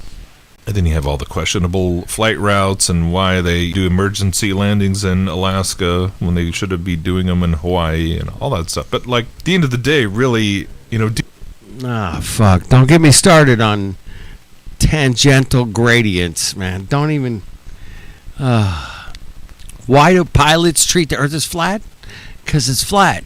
Mongos, get that through your head. Come on. Questionable flight routes and why they do emergency landings in Alaska when they should be doing them in Hawaii and all that stuff. But like at the end of the day, really, deep down, they know that like they aren't distracting the world with a cheesy NASA moon landing. You better make that footage phenomenal. I mean, now you have like everyone's walking around with a camera in their iPhone. Cameras are tiny, so if you're going to do a fake moon landing, you should have like 1 million cameras on everything, capturing the footage from like 50 angles all at once. That's right, In fact, Chief. they should have that on the ISS already, but they should just have like, have you ever... Oh, fuck, don't even get me started with like cameras somewhere. How about a camera on the moon, man? I mean, just one. I mean, they land rovers and they can go to Mars and they got rovers and... But no, he can't land one camera on the moon, and we can watch Earth every day from the moon, man. I mean, that was what I was saying back in 2015. I'm like, hey, man, why can't we do that, bro? 2015, here we are, fucking 11 years later. I'm like, hey, man, where's that moon camera, bro?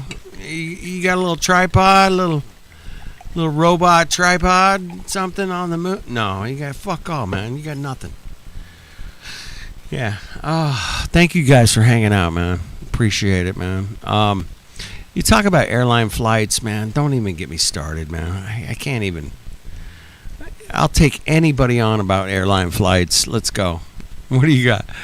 Oh, they fly. The Earth is flat and stationary, and then they land. Okay. Yep, you're right. That's what they do. Let's check it out, man. What's up, Warriors? Fly Earth Warriors, brother. Right on. You should have like 1 million cameras on everything, capturing the footage from like 50 angles all at once. In fact, they should have that on the ISS already, but they should just have like... Have you ever wondered why they don't just have live cams going on in like every corner of the ISS at all times? Inside, I mean, watching them work, actually do work, not just perform. They don't do that. I think I saw a thing that were like half of Americans don't even believe in the moon landing anymore, which is amazing. So in that sense, I feel like it's accomplished. Is it half? Is it half the people are not buying the moon landing? Half the people. Is that what's going on? Half? We're already up to a half. Damn. That's good. Well, it's a good start. It's a good start, man. I'll say that. Good start. It's perp landing anymore. They don't do that. I think I saw a thing that were like half of Americans don't even believe in the moon landing anymore, which is amazing. So in that sense, I feel like it's accomplished its purpose in that the seed is planted, and most people, even if they like think flat Earth is ridiculous, most of them still are imagining a disk floating in space. So, but the idea of colonizing Mars and moon missions, when if we can't even feed our citizens, why are we spending all this money on all these shenanigans in space? Most of the world at this point through the... Yeah, that's always been a contentious part, on my opinion, is like, dude, why are we going to space, man? We can't feed everybody. We got a homeless over here, homeless over there. Like, hey, man, if you can't fix this shit down here, why the hell are we going to space, bro? I mean, come on. I mean, something's wrong. That's like an easy equation to figure out, man. Yeah. The internet has at least heard of the idea that the Earth is flat, and even more so, more people, because of media and telecommunications, all the modern conveniences and technology, all that technology has to offer. Most people now, although maybe not in places like China with the firewalls, but most people in the free world, quote unquote, have had a chance to learn about Jesus and to read the Bible, which talked about all this stuff, oddly enough, about there being some sort of mark where no one could buy or sell. Predicted it thousands of years ago. How is that even possible? I mean, Jesus told us that when you see all these things happening, look up, for your redemption draws near. The wars and rumors of wars and famines and earthquakes and... Yeah, I was thinking about that recently, man. Like, we got wars, rumors of wars, earthquakes, floods. Have you guys seen what happened in Hawaii? Oh, shit. Last couple days? Oh, fuck. Flooding all over the... It's a heat wave in California where I'm at. What the fuck is going on? Yeah, we've got some weather problems for sure, man. But yeah, it's coming. It's a coming. I mean, Jesus told us that when you see all these things happening, look up, for your redemption draws near. The wars and rumors of wars and famines and earthquakes and unrest, right? I mean, that's why it staggers me that people are like, oh yeah, all that stuff happened in the first, not even just in the first century, but basically in a 40-year time period. Between the ministry of Christ and 70 AD, they think that, like, Matthew 24, it's describing stuff happening on a worldwide cataclysmic scale, and you think it's the destruction of the temple? And then why did God use Roman soldiers to actually pry all the stones apart? If it was this, the judgment from God will be exponentially more intense than anything that happened at 70 AD. Not that that wasn't very significant and very intense and horrific for the people who were trapped in Jerusalem, eating their own children and everything. It was it was judgment from God. And it was the end of the old covenant and the temple system, but they still want to build that temple, right? They still want to create their own mercy seat or whatever, their own throne. You know, whether an Antichrist figure will stand in a rebuilt temple or if that's just metaphorical remains to be seen from my perspective. I could go either way, and so I don't really feel compelled to pick one. There's so many versions of, there's so many false Christs being preached right now. It's amazing. Like, the Catholic Christ is an antichrist. The Talmud is antichrist. You know, Jesus boiling an excrement. You know, that's pretty antichrist. The New Age Christ, the Mormon Jesus, the Moonies, the Scientology. Does Scientology even talk about Jesus? I mean, anyways. All this stuff that's been going on for generations already has been an escalation of spiritual deception and idolatry, and yeah, end times deception is all around us. So yeah, there could be some pretty big false flag events coming up that will try and galvanize this implosion. I don't know. And so yeah, when it comes to, like, what am I staying centered on? What am I staying grounded and firm in? It's the reality of Jesus and the promises that we have in him. If flights are being grounded and transportation is becoming too expensive and everything is grinding to a halt, we know that Christ is with us wherever we go. And that when you put your faith in Jesus, he promises to dwell within you. This isn't something we're born with. This isn't something you just wake up to. That's what the Gnostics teach, right? That, like, oh, Christ has been in you all along and you just forgot. The Christ consciousness, the divine spark. No. The Holy Spirit comes through faith, through repentance, becoming born again. Jesus said you must be born of water and spirit. Jesus taught being born again through faith in him as the Son of God, not through reconnecting with your own divinity. And so these people who try and say that, yeah, Jesus taught gnosis and Jesus taught divinity within you, it's just a lie. It's a very serious. So that's, you know, whenever I see these people in comments and stuff, I engage, because it's like, if no one's ever warned you, I feel compelled to do so, because you don't know how serious your error is and what you're really missing out on. The real truth of walking in faith in Jesus is so far superior to anything that the mystery schools teach. True peace, true forgiveness, not in the denying of your own personhood and just ego death and basically becoming nothing. It's like, yeah, it's basically glorified nihilism, where it's like you just become the void, you become the nothing, and that's like becoming enlightened, becoming God, because they believe God is nothing. That's basically what even many Kabbalists teach at the end of the day. The highest form of God is unknowable nothingness. And so you just embrace it's like spiritual suicide, but framed as freedom. And it's not. It's suicide. It's the opposite. You are a person created in the image of God, a personal God who knows you and loves you and who gave his son to die for you. And he's real, and he's allowing all this to happen so that he might be glorified in the end and proven to be true.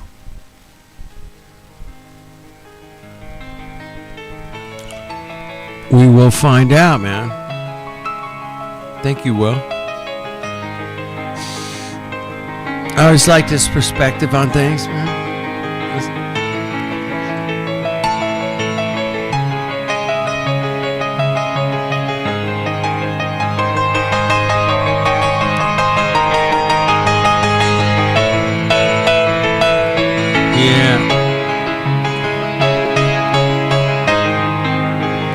Thank you guys for supporting the page and everything. Make sure you guys hit that super chat, and I appreciate that. Hold on, man. I got something I got to play, man, real quick, and then I got to go to bed. But I'm gonna play something, man. It's the Flat Earth Psyop, bro. What do you guys think of that, man? Flat Earth Psyop? Are you kidding me? I got this, Mongos. Check this out.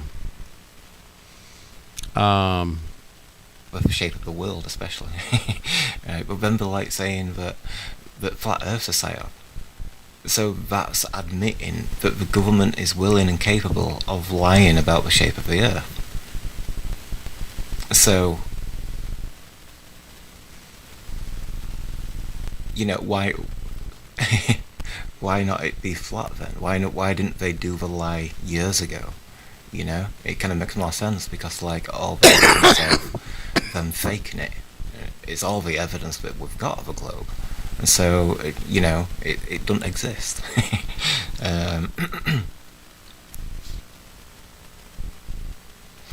So, but yeah, so but in terms of the truth community, like how the truth community and flat Earth were kind of came about, you know, it's kind of like a lot of people said that it's like it was like a rollout of videos, you know. I mean, it's like the next video were like appropriate for, you know, introducing you to flat Earth and all these kind of things, and it's kind of like it's the truth that we gave you, you know. It's kind of like some of the things of like, you know, how they portray it to be a globe nowadays. It's almost like it's designed to fail, you know what I mean? Like when Elon Musk said about the Tesla car, you know, it looks so fake, it must be real, and all that kind of thing. It's like, you know, I thought they were throwing it away, but you know what I mean? I thought everybody was going to realise, but but you still got Globers.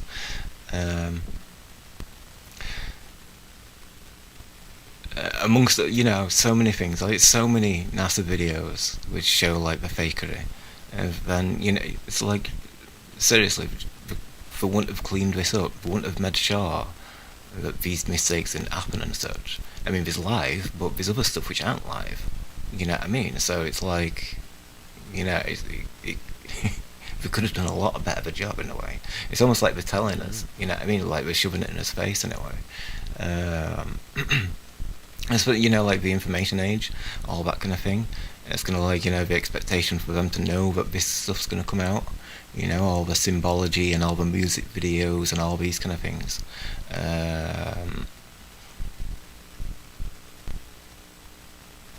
You know, it shows who they are, you know what I mean? So yeah. So we've got the blue. We've got that blue. We've got that blue as well. And it's just a slightly different blue. Maybe it's intended to be the same one. But this is like a recurring theme. Oh, for one side of it. So like you got Star Trek, United Federation of Planets. They've got that blue as well. It's a bit darker there, but usually it's like, you know, kind of like the right blue. Disney Mongos. Another one. Disney. You know what I mean? We know we can't trust them. You know what I mean? It's no different. Oh, you gotta show. You gotta show the Disney one with the. And that's another aspect. With the dome over the rocket. Ah, damn. That one's a good one. Of things. I think it was Werner von Braun.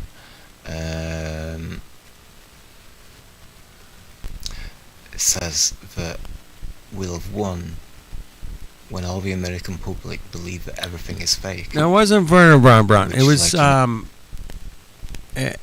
think Edward Casey. It was Edward Casey, bro, that said that. I think it was Casey. It wasn't von Braun, man. He didn't say that shit. But von Braun, it was a Mongo. But yeah, Casey. I think it was Casey. No, there's so many things in the truth movement which, like, you know, everybody's saying that everything's fake. So you like, there's a lot of things which aren't fake, but a lot of people are saying are fake and such. So it's like, you know, we need to check ourselves with a lot of stuff like that, you know. There's a lot of psyops amongst flat Earth, stuff that muddies the waters and all these kind of things. So you got that one with dome. There's all the numbers in the. Oh, there you go. There you go, Lev. That's the one. And then you got this. You got the Holy Bible, King James version, in that blue, but it's also got the Freemasonic G, compass and square. So yeah, we've got it. It comes in a red box, so you've got your red and your blue, which is quite appropriate, or alarming, which, you know. So Progress Lodge number 609, Franklin Jacob, somebody. You got all these, symbols that come on it, and you've also got the cross at the bottom, which is one which seems to be quite popular in the Freemason area. You think about the Templar Knights. Those are all like the aprons they wear on their apron, like an apron around your mid waist area. Aprons, yeah, yep, those aprons. All those kind of things. Black one, white one. This one that's got the upside down star pentagram. Once again, and again, King James Version, Words of Christ in red, which is it's an important aspect. It's inside, so you've still got it going on there as well. Joe Dirt, Mongo, you got mail. So you got a cross. You got another one there. You got upside. What did Crow 777 said it the best, in my opinion, is that belief is the enemy of knowing shit. Yeah, I always love that. Thank you, Crow. Yeah, we're in some deep shit, boys and girls. We're in some deep shit, man. Downstairs. And most of the ones I'm unfamiliar with.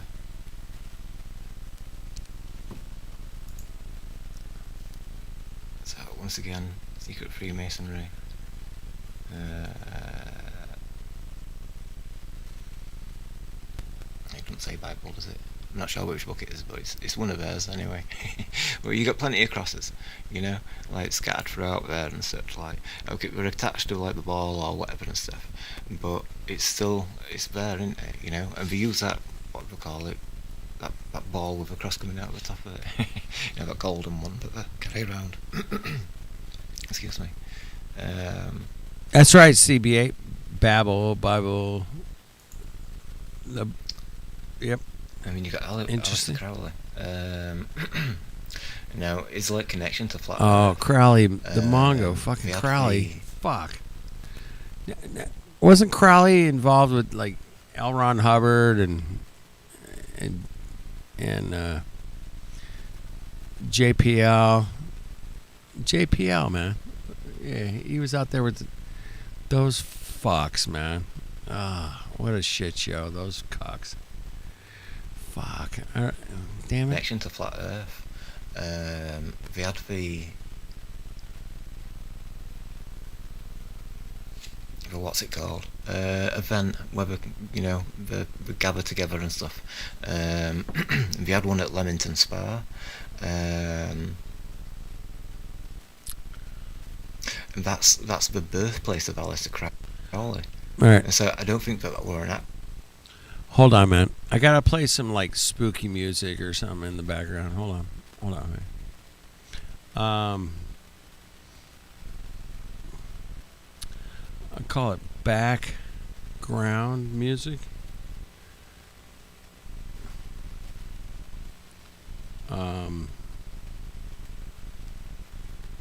Yeah, I gotta play some background music for your Lev. Hold on, man. I know you're gonna get pissed at me, and you'll be pissed and shit, man. But I gotta play something. There's gonna be some background music here, man. Come on. Hold on, wait. There we go. Something like this, man. Perfect. Go ahead, Lev. Go ahead. Excellent. You know, it's gonna let you got a lot of people which are like leading the movement. You know, all these people which. You've got to be in the same team, and they do the hand sign, which is like a Freemason sign as well. Perfect, right? You know, and then it's gonna, because it's like, you know, apparently the trolls made it impossible for them to communicate with the rest of the movement, so that's their alibi. You know what I mean? Whereas, like, really, they don't want to mix with us because they've got the agenda going on and all that kind of thing. So, also the cross there in that same sense.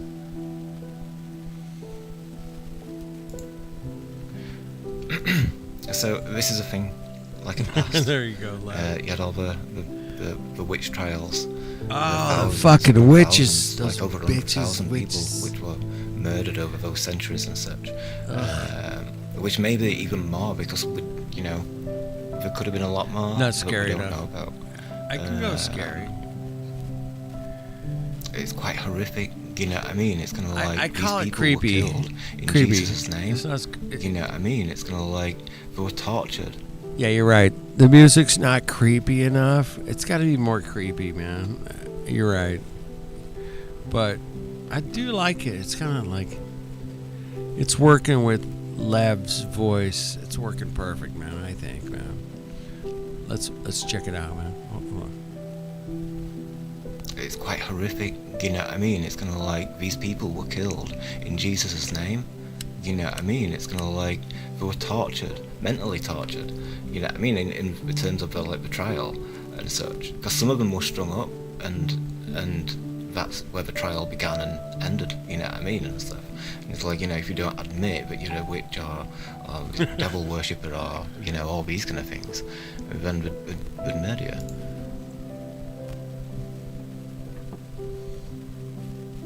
These are like examples and stuff. And it's like Those all look like, yeah. That's a bad day, man. That's a really bad day, man. It's a really bad. You know, the amount of people that are there, and there's all those people like watching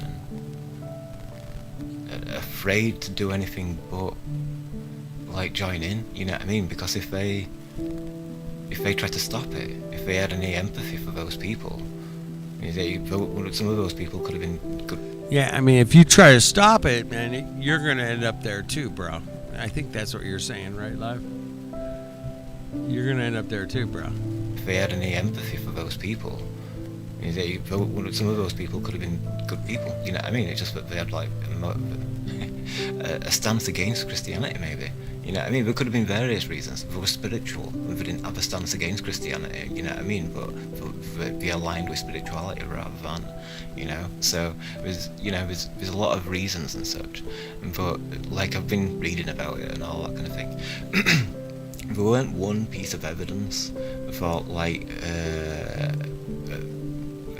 for these trials in terms of like murder or dead babies and all these kind of things.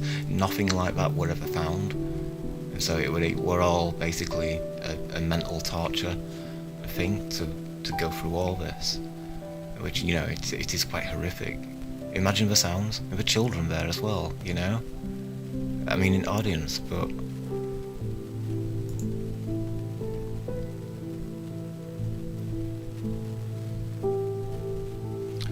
all across the Western world.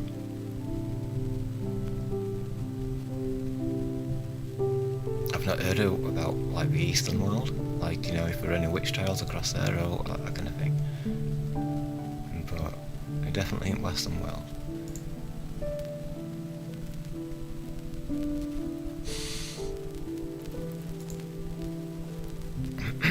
So like an example at Tartra, if you didn't drown, then you're a witch, so then they're going to burn you. So you were a no-win situation.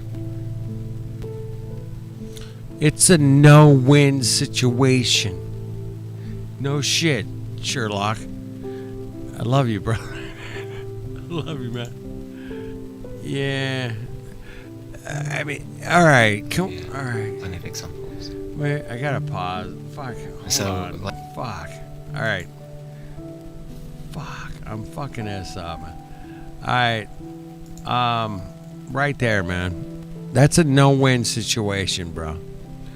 We've got some problems here, man. We're gonna burn all these Mongos. Oh fuck, man! What a bummer day, man. I mean, it's horrible, Lev. Come on, it's fucking horrible. It's fucking horrible. So yeah, plenty of examples. And so, like Christianity, like. This is what it seems to be, you know, you've got this symbol, and then you've got that symbol.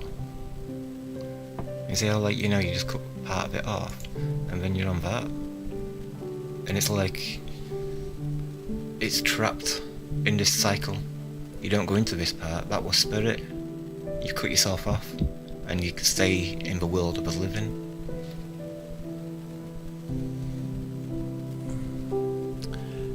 Are you saying to stay in the Mongo Tard world? Yeah, I get it, bro. It's hard to break out of the Mongo Tard world. It's hard. It's hard. Oh, shit. So,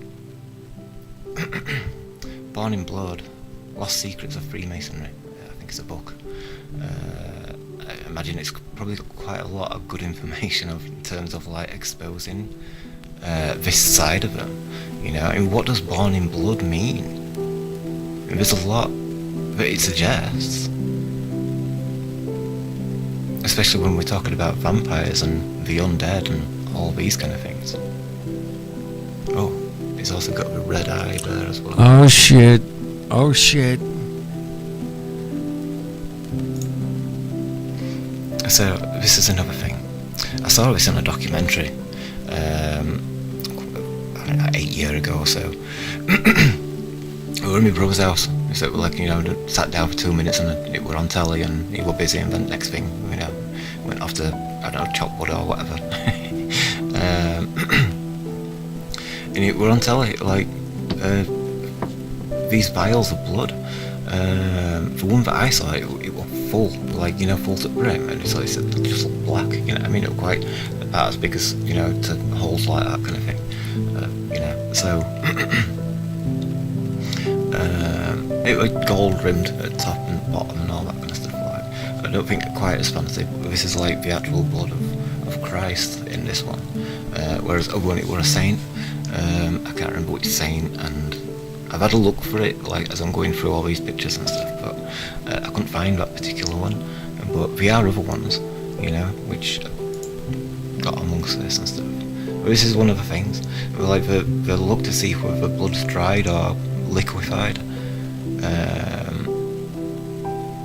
at certain events and stuff, like.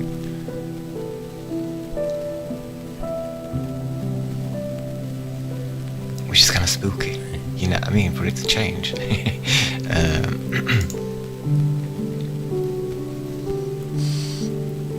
But this thing about blood, one, it's kind of creepy. Two, it raises a question like, what are they doing with it, you know? It's like, what is it for, and all those kind of things.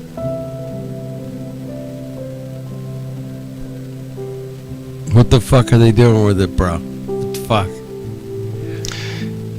It's a solidified, but during particular prescribed days, it apparently liquefies when tilted several times. It is said that when his blood liquefies, Mount Vesuvius will not erupt. It remains solid, it serves as a bad omen. In 2015, the blood liquefied partially in the presence of Pope Francis. This has happened with Pope plus 9. 9. It did not liquefy in the presence of John Paul II and Benedict. There you go, he's got his vial there. Oh, Mongo.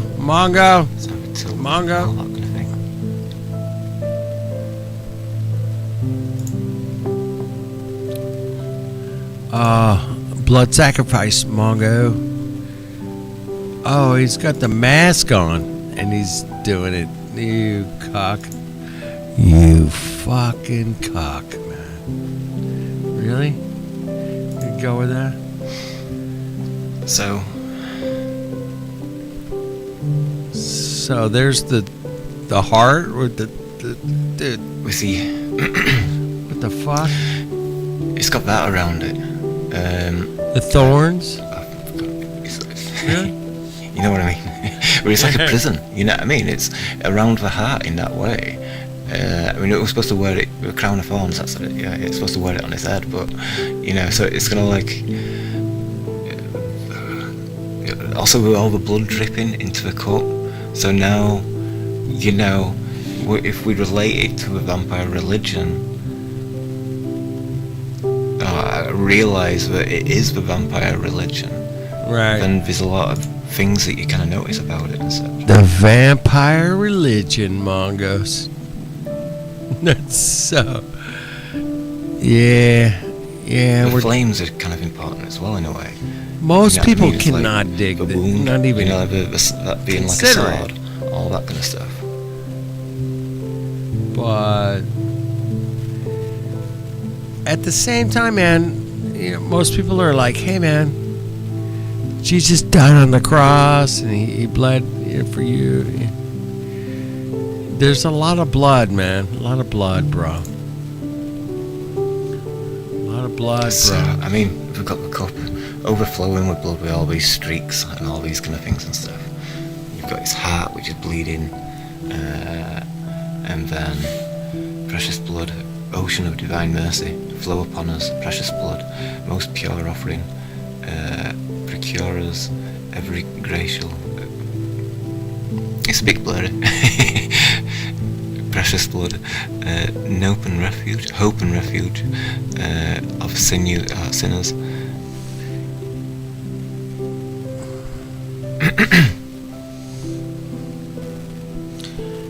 I see where you're going, Lev. The vampire. I see where you're going, man. I see where you're going, bro. You got the vampires. Oh shit. Don't get me started, bro. Don't get me started on that shit, man, cuz I've been down that rabbit hole and most people are not going to go there, man. Most people are not going to go there. I went there, checked it out, said, "Hey, man, is really what these Mongos are doing?" Oh shit, man. Yeah. Could see that happening, man. The Mongos went down the complete blood shithole. And yeah, let's roll. Let's roll with the we are interesting times, boys and girls. Interesting times, man. Thank you, Lav, for bringing that. Full circle, full circle, bro. Thank you. It's good. Atone for us, I think it says. Precious blood, delight of the holy souls, draw us. Now, I'm a wine drinker, and I like to drink some wine. It's the similar color of blood. Similar. I'm a red wine drinker, pretty much. And there's been a lot of symbolisms between wine and blood. What do you guys think of that? I mean, there's definitely something there, man. Come on. Gotta be something. You might go into it, bro. But yeah, something there. Was that draw us, amen. Maybe that bit at bottom, you know what I mean, draw, because like drawing blood. So that's like that kind of element of that one. I am the living bread. He who eats my flesh and drinks my blood has eternal life, and I will raise him up on the last day. So eternal life, all right. There's life and death in there. It's like that cycle of things. So if we're not going to have reincarnation anymore, then that eternal life, that might be appealing because you won't want to die, you know what I mean, or whatever, right? And I will raise him up on the last day. The last day is the day, I imagine that's the day that you're dying, you know what I mean? That'd be your last day. And instead of that being your last day, you can have eternal life. For my flesh is true food. For my blood is true drink. And like to drink the blood of Christ, offering of a precious blood. I offer you the most precious blood of Jesus Christ in atonement for my sins, the conversion of sinners, and supplication for the holy souls in purgatory, and for the need of Holy Church. I've got some better ones than that, which contributed to even more. This is another feature in churches. A coffin, a glass coffin, so you can see inside, which is kind of creepy. It's kind of creepy, man. It's kind of fucking creepy, bro. It's well known, you know. I mean, are you kidding me? You can see inside. Yeah, it's kind of creepy. Kind of creepy. Maybe it's a saint or whoever and something. No, that's not creepy at all, man. I'm not creeped out. It's not creepy. It's totally not creepy, bro. I mean, just artistic expression, bro. I mean, so, yeah, get the fuck out of it. It's totally creepy, man. 100%, man. Look at that shit, man. Come on. Ugh. Where's Poncho when I need him? I need Poncho. It's well known, you know. I mean, it's not like a secret as such, but it adds to this like undead king kind of aspect of things. As I was saying, she apparently agreed to do this. I don't know how she died, you know. I mean, because to me, it's really strange. Imagine like when it was fresh, you know what I mean? Like in the first 10 years and stuff like that kind of thing. It's just, you know, it's really creepy. I wouldn't want to go in a church like that. Another reference to blood. Come on, Mary's tears. Come on, Lav, man. You got to go in the church like that. That's really creepy. Wait. Yeah, that's really creepy. Maybe you don't want to go in the church like that, bro. Yeah, a little creepy, bro. I wouldn't want to go in a church like that. Another reference to blood. Maybe not. It's Mary's tears. And we have these kind of things. Cutting him whilst he's on crucifix. I mean, this is why I do what I do. You know, I have no agenda. I'm just going with the flow. Like, Lev sent me the link. I'm like, hey, let's play it. I played, you know, obviously, Truth is Stranger Than Fiction. Whatever. I'm all over the place, but I'm just going where it leads me and says, hey, man, let's look at this, let's look at that. And we are looking at some stuff that it's been contested for a while, man. The music's good. It's a nice touch, right? Yeah, and we're just going through what we've been handed down, and we're like, hey, man, what's up with this? Whether it's Tartaria or Jesus or Flat Earth or Globe, we are all over the place, man, when it comes to looking at this stuff, and that's what makes it good, man. In my opinion, that's what makes it great. And we just keep going. And yeah, I'm not afraid of what we might find at the end of the... Oh my God, those Mongos were lying to us. Oh my goodness, how dare them? But yeah, we're going down these paths. Let's go. And that, you know, it's all good, man. Thanks, Jeeps. I thought the music was a nice touch. I think Lev would agree. He made the video. Thank you, Lev, for dude. This is like one of like a bunch of videos he made. This is the first one that we should check out. Let's go. And we have these kind of things. Cutting him whilst he's on crucifix and then drinking his blood. His death gave me eternal life. Jesus paid it all. All to him I owe.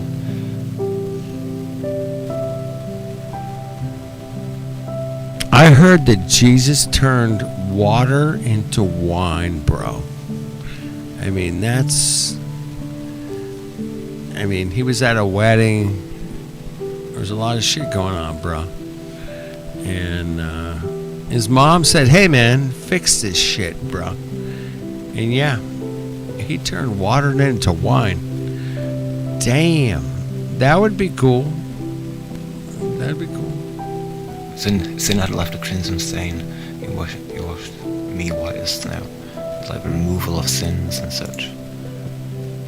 Why need a blood sacrifice for our sins? Well, it implies that, you know. Thank you, Lev. Thank you, Lev. You did the work, man. We're just Mongos here hanging out, checking it out, man. That's it, bro. Yeah.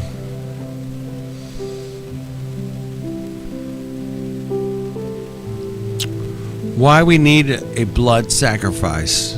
I mean, why need a blood sacrifice for our sins? Well, it implies that, you know, that's what we do. We're just explaining why. Without blood, there is no forgiveness. You see, there's a lot in between that and what that says. Because really, what would Spirit... Does Spirit want your blood? Spirit's not asking for your blood. Spirit don't ask for anything. You know what I mean? You, like I said before, you belong to Spirit by default. It's kind of like... there's all this stuff about letting Jesus in your heart, you know? It's like it's replacing what Spirit is. So you got people talking about how it's all about blood, the Bible. Jesus has the power to raise the dead, grant salvation, and grant immortality. You see, raise the dead. And this is the thing. It's like, you know, the Lord of the Dead, that's who Jesus is. It's like the vampire who is the Lord of the Dead. Grant salvation, because you can't face Spirit because of your sins. So you go to Jesus for him to wash them away, so you don't have to face Spirit. You know, like the Garden of Eden story about wearing clothes and all that kind of thing. You know, it's kind of like that embarrassment, so you don't want to face. You know, it's kind of like the Bible tells you the truth as it indoctrinates you with its gossip spells and scripts and all these kind of things and such.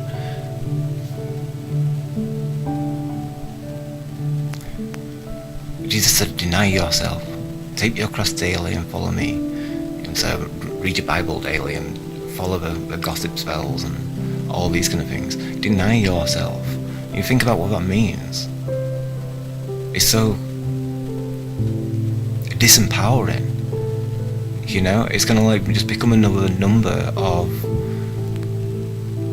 like that undead army in that kind of sense. Like, you know, if they're all like zombies, you know, and the Bible wants you to be like sheep. Whereas, like, you know, you look up enlightenment and, you know, all the different pathways and like kung fu and all these kind of things, and that self-empowerment, that's something that the government don't want you to have. And so, like, you know, how they work in the same ways. We've got left wing and right wing, with left hand path and right hand path. And so it's like the government still use the same techniques as what the Bible were using in the past, when they wiped out all the other cultures. You know, with the Roman army and all these kind of things. No other name can rescue you from sin and death but Jesus. Rather than having been rescued from sin, be a man, you know what I mean, in terms of like taking accountability for your actions. Jesus isn't just sent from God, he is God. But look at him. It's like I say about the Lord of the Dead. It's scary. That is quite scary when you look at it like that. So like on the Seeking Spirit Consciousness video, we showed like that symbol for the realm, but this isn't a symbol for the realm. This is a symbol for death. It's completely different. It's like I say, it's an imposter of what Jesus is supposed to be. Jesus, death defeater and life giver. He's a death defeater because he's the undead. He's a life giver because he's a vampire. Celebrities who drink blood as a topic, you know what I mean? There's a lot in that kind of sense and such. Like, difficult to find pictures, so that's like from celebrity, get me out of here, Cal Fogarty, drinking blood as a challenge, but you know what I mean, in terms of like, you know, what is there out there? Drink eats other blood during rituals. Take that, Mongos. Fucking take that shit. With their blood inside. Hollywood cock. A bit like the vials of blood in cathedrals. Oh, fuck. That's it, bro. Lev, I'm with you, bro. Curse. In the music video, Taylor Swift. Give blood. And it kind of, you know, it basically raises a lot of questions. You know what I mean? I don't. Oh shit! You know what I mean? Don't get me started. I don't trust the medical, especially like because we know there's so many. What the fuck shit show cock fuck all is this shit? Yeah, give blood, Mongos. You gotta give the blood. You fucking cock Mongo fucks. Gotta. Please give blood. Please. You know what I mean? I don't trust the medical. Yes, I know what you mean, Lav. No, what the fuck? What the fuck is that, man? Is that? Especially like because we know there's so many. Is that AI? Really? Things about them. I think this is supposed to be like fancy dress. But I mean, in terms of choice, and look how ghastly it looks. Fuck, bro. And also in terms of like, how else would you get blood round this part if it weren't a vampiric suggestion? Vampiric Crimson Curse. Yeah, I don't know, Lev. I gotta. Really, fucking cock. Bitches, fucking cocks. So it's got black eyes, well, which is a feature about. We've all seen the demons. We know what's up. But these black eyes and stuff. There's a lot of movies and stuff, and you get like an actor which has got like particularly black eyes. You know what I mean? It's like, you know, people have always said like, I don't think he's human. Him, you know what I mean, or whoever it is and such like. So you know, it's a music video. So, you know, it's contact lenses or CGI or whatever, or it's actually genuine, and it's like, you know, the dark eyes of the vampires and all these kind of things. They're supposed to get like glowing eyes after they've recently fed. If they're not fed for a long time, it will go dark, like black. So, you know, I've got some shorts to contribute to that as well, but I'm like running out of time. There's like a lot I wanted to show with it and stuff. Yeah, Katy Perry. That's Taylor Swift produced by. But yeah, Katy Perry. How she had like that Christian image. You know what I mean? Like the perfect Christian, like becoming a singer and all these kind of things and stuff like that. And then like how this happens with a lot of celebrities, how then they go bad. You know what I mean? And then like, you know, the things called bad blood and all these kind of things and such like. I forget this part of that video. So it's like it's got Taylor Swift on the corner. Dress sense thing, where they're dressing in blood and all that kind of thing. You had that other singer. I can't think of her name. But she had. What the fuck? What the fuck? What the fuck, man? Mongos, listen. Are you guys seeing what I'm seeing? Maybe not. I don't know. What the fuck is that, man? Everybody's a piece of meat? Is that what it's saying? I think that's what it's saying, man. Everybody's a piece of meat, Mongos. Piece of meat, Mongos. I can't think of her name. But she had that meat suit that she wore and all that kind of stuff. Celebrities that are vampires, so obviously you got like, immortality and all these kind of things.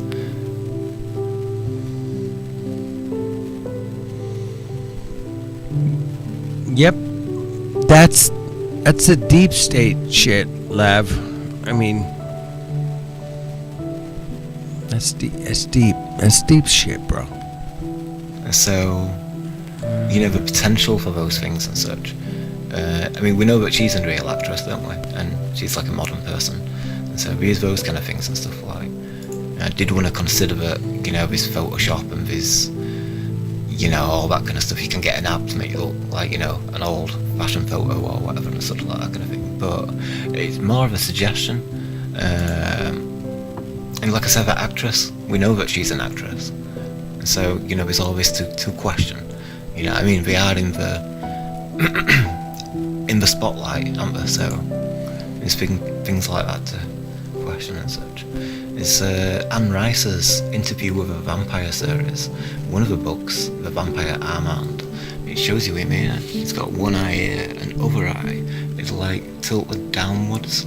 So you got one eye in the living and one eye in the spirit, like the half in this world and the other world. It also looks like his eyes pouring an ocean of energy, like chi coming out of the wound of his eye and all that kind of stuff. There's that thing about Jesus said an eye for an eye, which is a weird thing for him to say. You know what I mean? It's supposed to be a devil which is missing an eye, or his eye is damaged or whichever and such. And I think that kind of it depicts it quite well. You got the drop of blood coming out and all that kind of stuff like.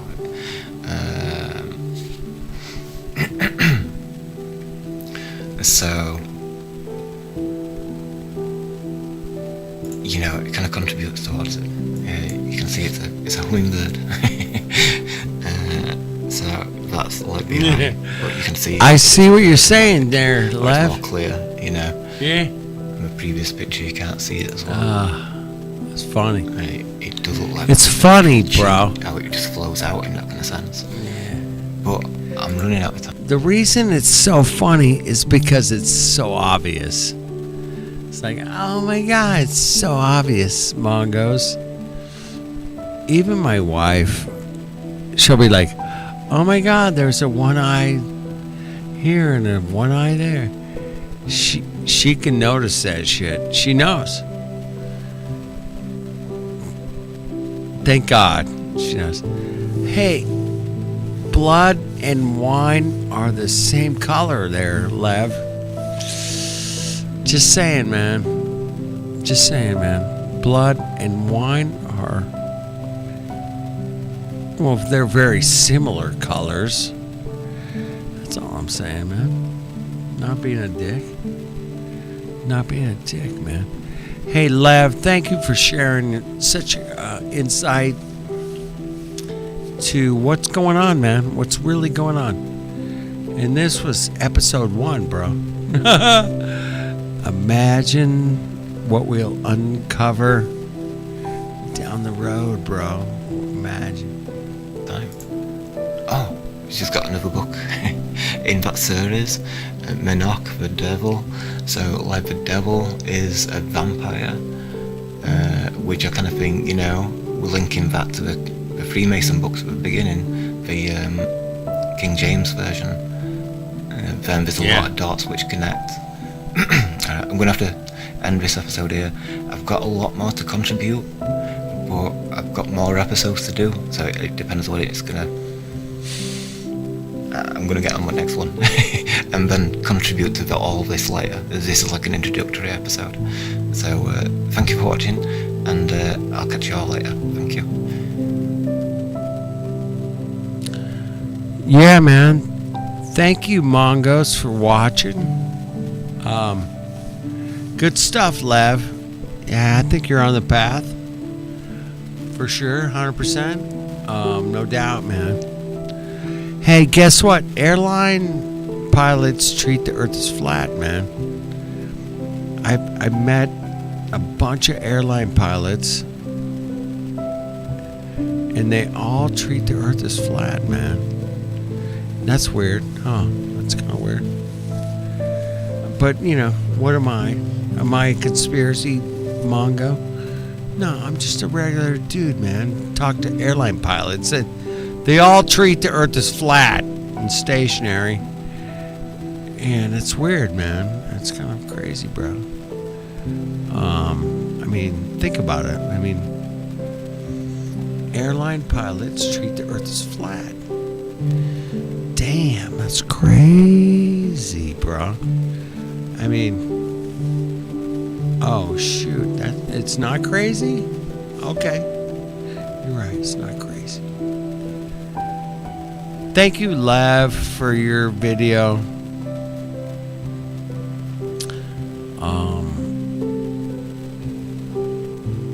Yeah, I think they underestimate us.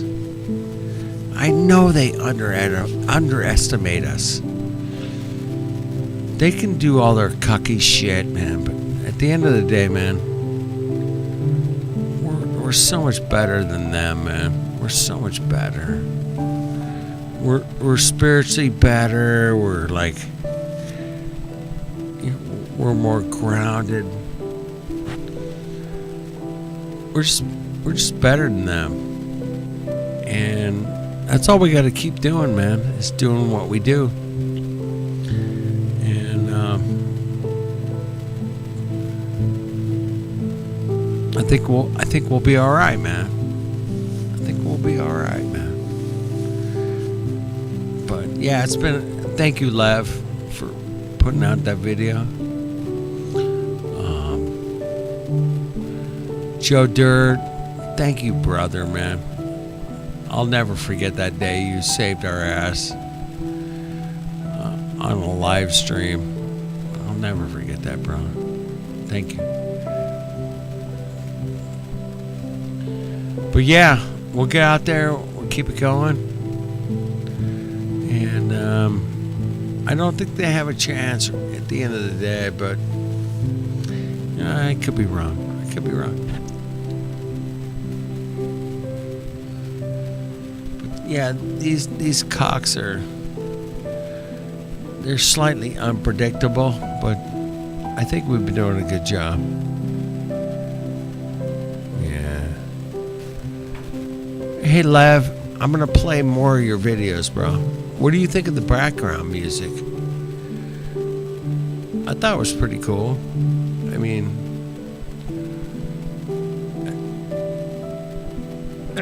gotta add a little something, but anyway, no, man, you laid out some good stuff, man.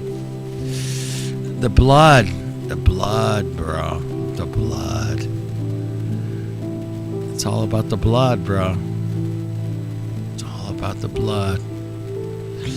I hate to be the dick that points that out, but I'm willing to own it. Yeah, the music was good. But the blood, yeah, the blood cocks, man, fuckers, fucking mongos.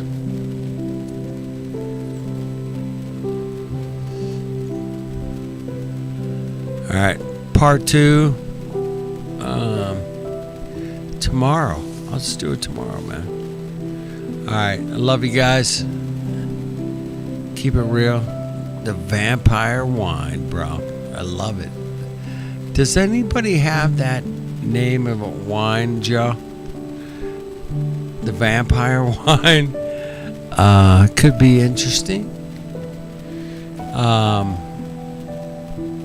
Just check it out, man. I mean, there's a lot of, like I said, man, the wine, the blood. There's a lot going on biblically with the, wine and blood. That's all I'm saying, man.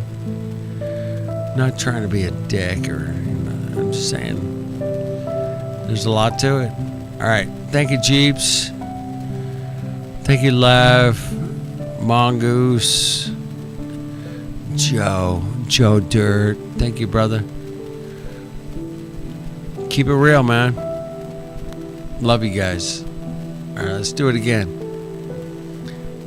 Thank you, Lev, for your contribution, man. Love it. Love it. Thank you.